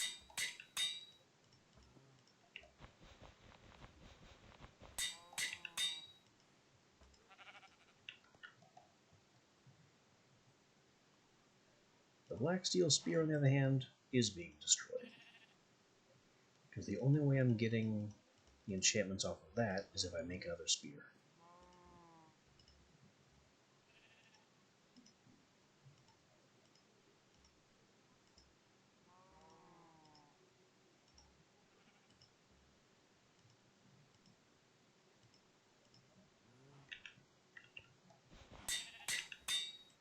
There is so much to salvage. Alright, we have my saw. I want a better saw. I don't need a better saw, but I want a better saw. That can be on my to-do list for today.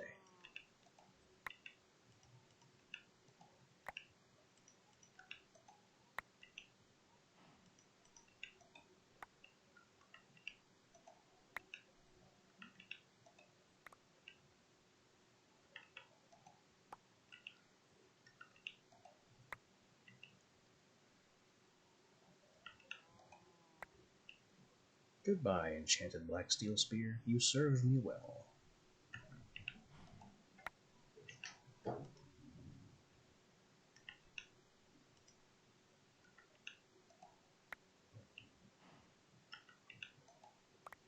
Iron chain coif, iron chainmail legs, iron chainmail in general, tons of spare clocks,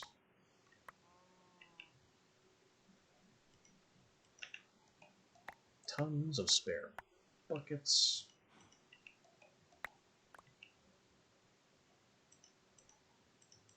as for the reinforced leather, I don't know, maybe we hang on to it, just in case I get in the mood to make some heavy armor.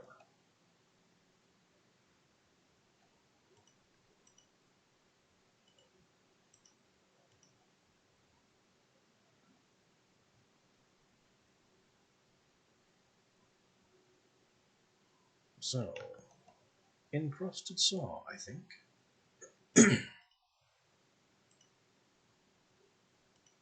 What else am I going to do with all this encrusted?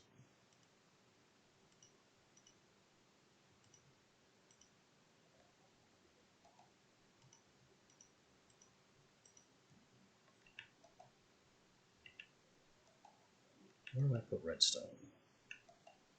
Here, apparently.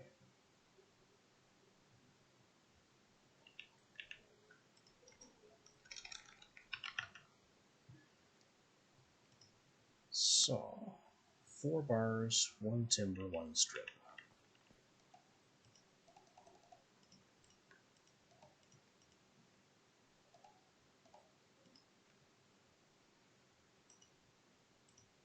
And that means this saw is getting broken down.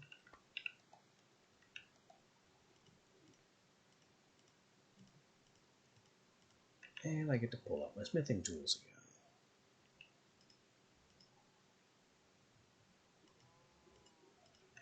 Always a good time when I get to do that.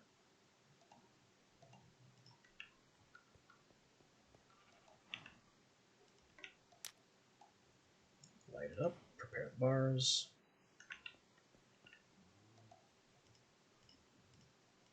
Wood and strip.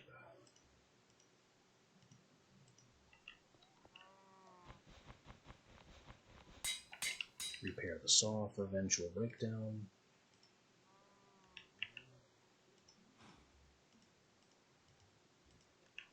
Hammer and tongs at the ready.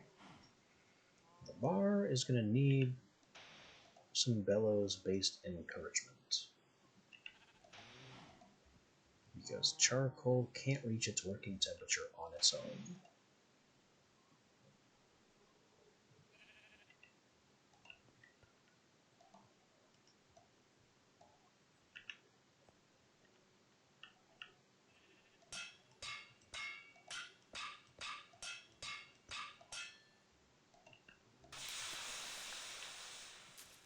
Didn't get the superior, but that's fine.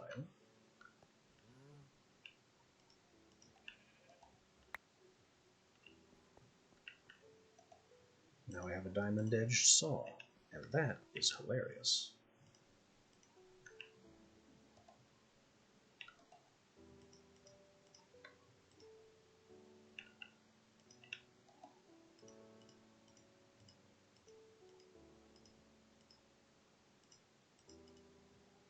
Nightfall is also approaching.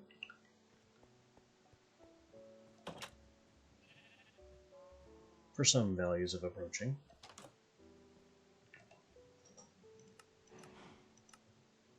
Okay, over here in provisioning, I still need chocolate. So let me grab this.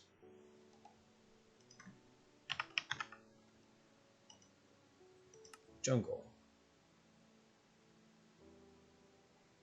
1.5 kilometers that way. That can be on our to-do list for tomorrow.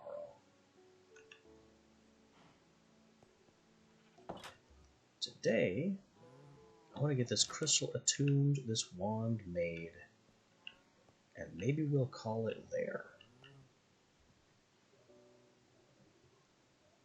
Our liquid starlight is advancing pleasantly.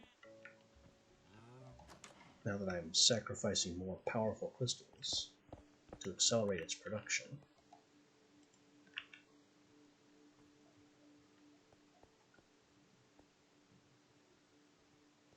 This granite ceiling is so chaotic.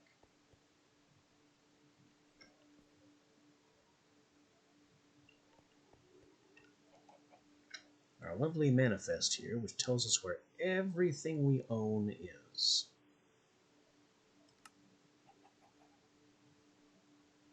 So if I was ever not sure about if...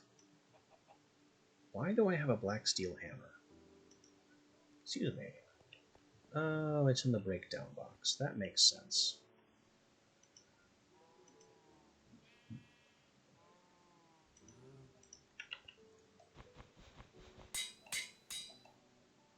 I should finish these breakdowns. The constellation Avitas isn't going anywhere. It's not even active yet.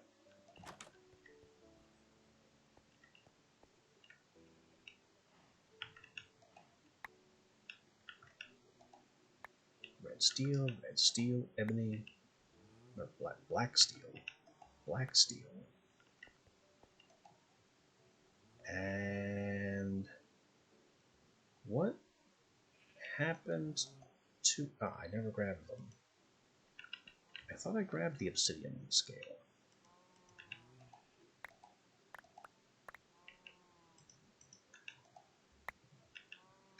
I think I'll leave these as obsidian hooks. That could make for some interesting ammunition later. I don't have any immediate need to turn them into obsidian bars. Also, apparently this 4 red steel is all the red steel I have. Interesting. A little strange. Rivets. Okay. If the attunement altar is going to activate, it should activate now.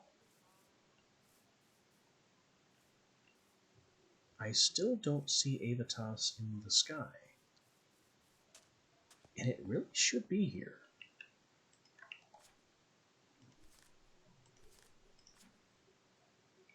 Oh. No, it shouldn't. Why does this go to the left?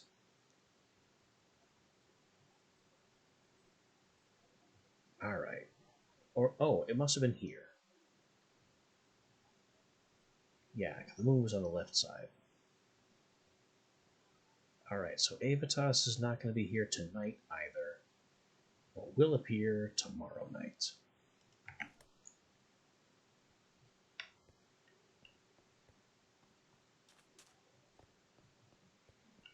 I see. Well, I'm not really planning on sticking around here, just to wait for the day-night cycle to pass a couple more times.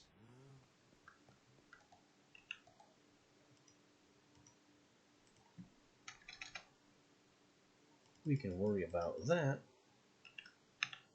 tomorrow.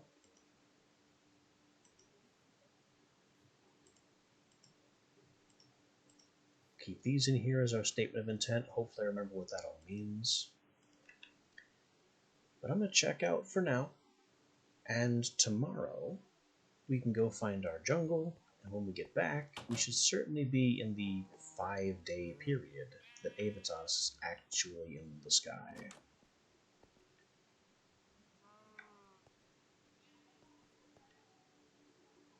So, that'll do it for now. I will see you next time. Until then.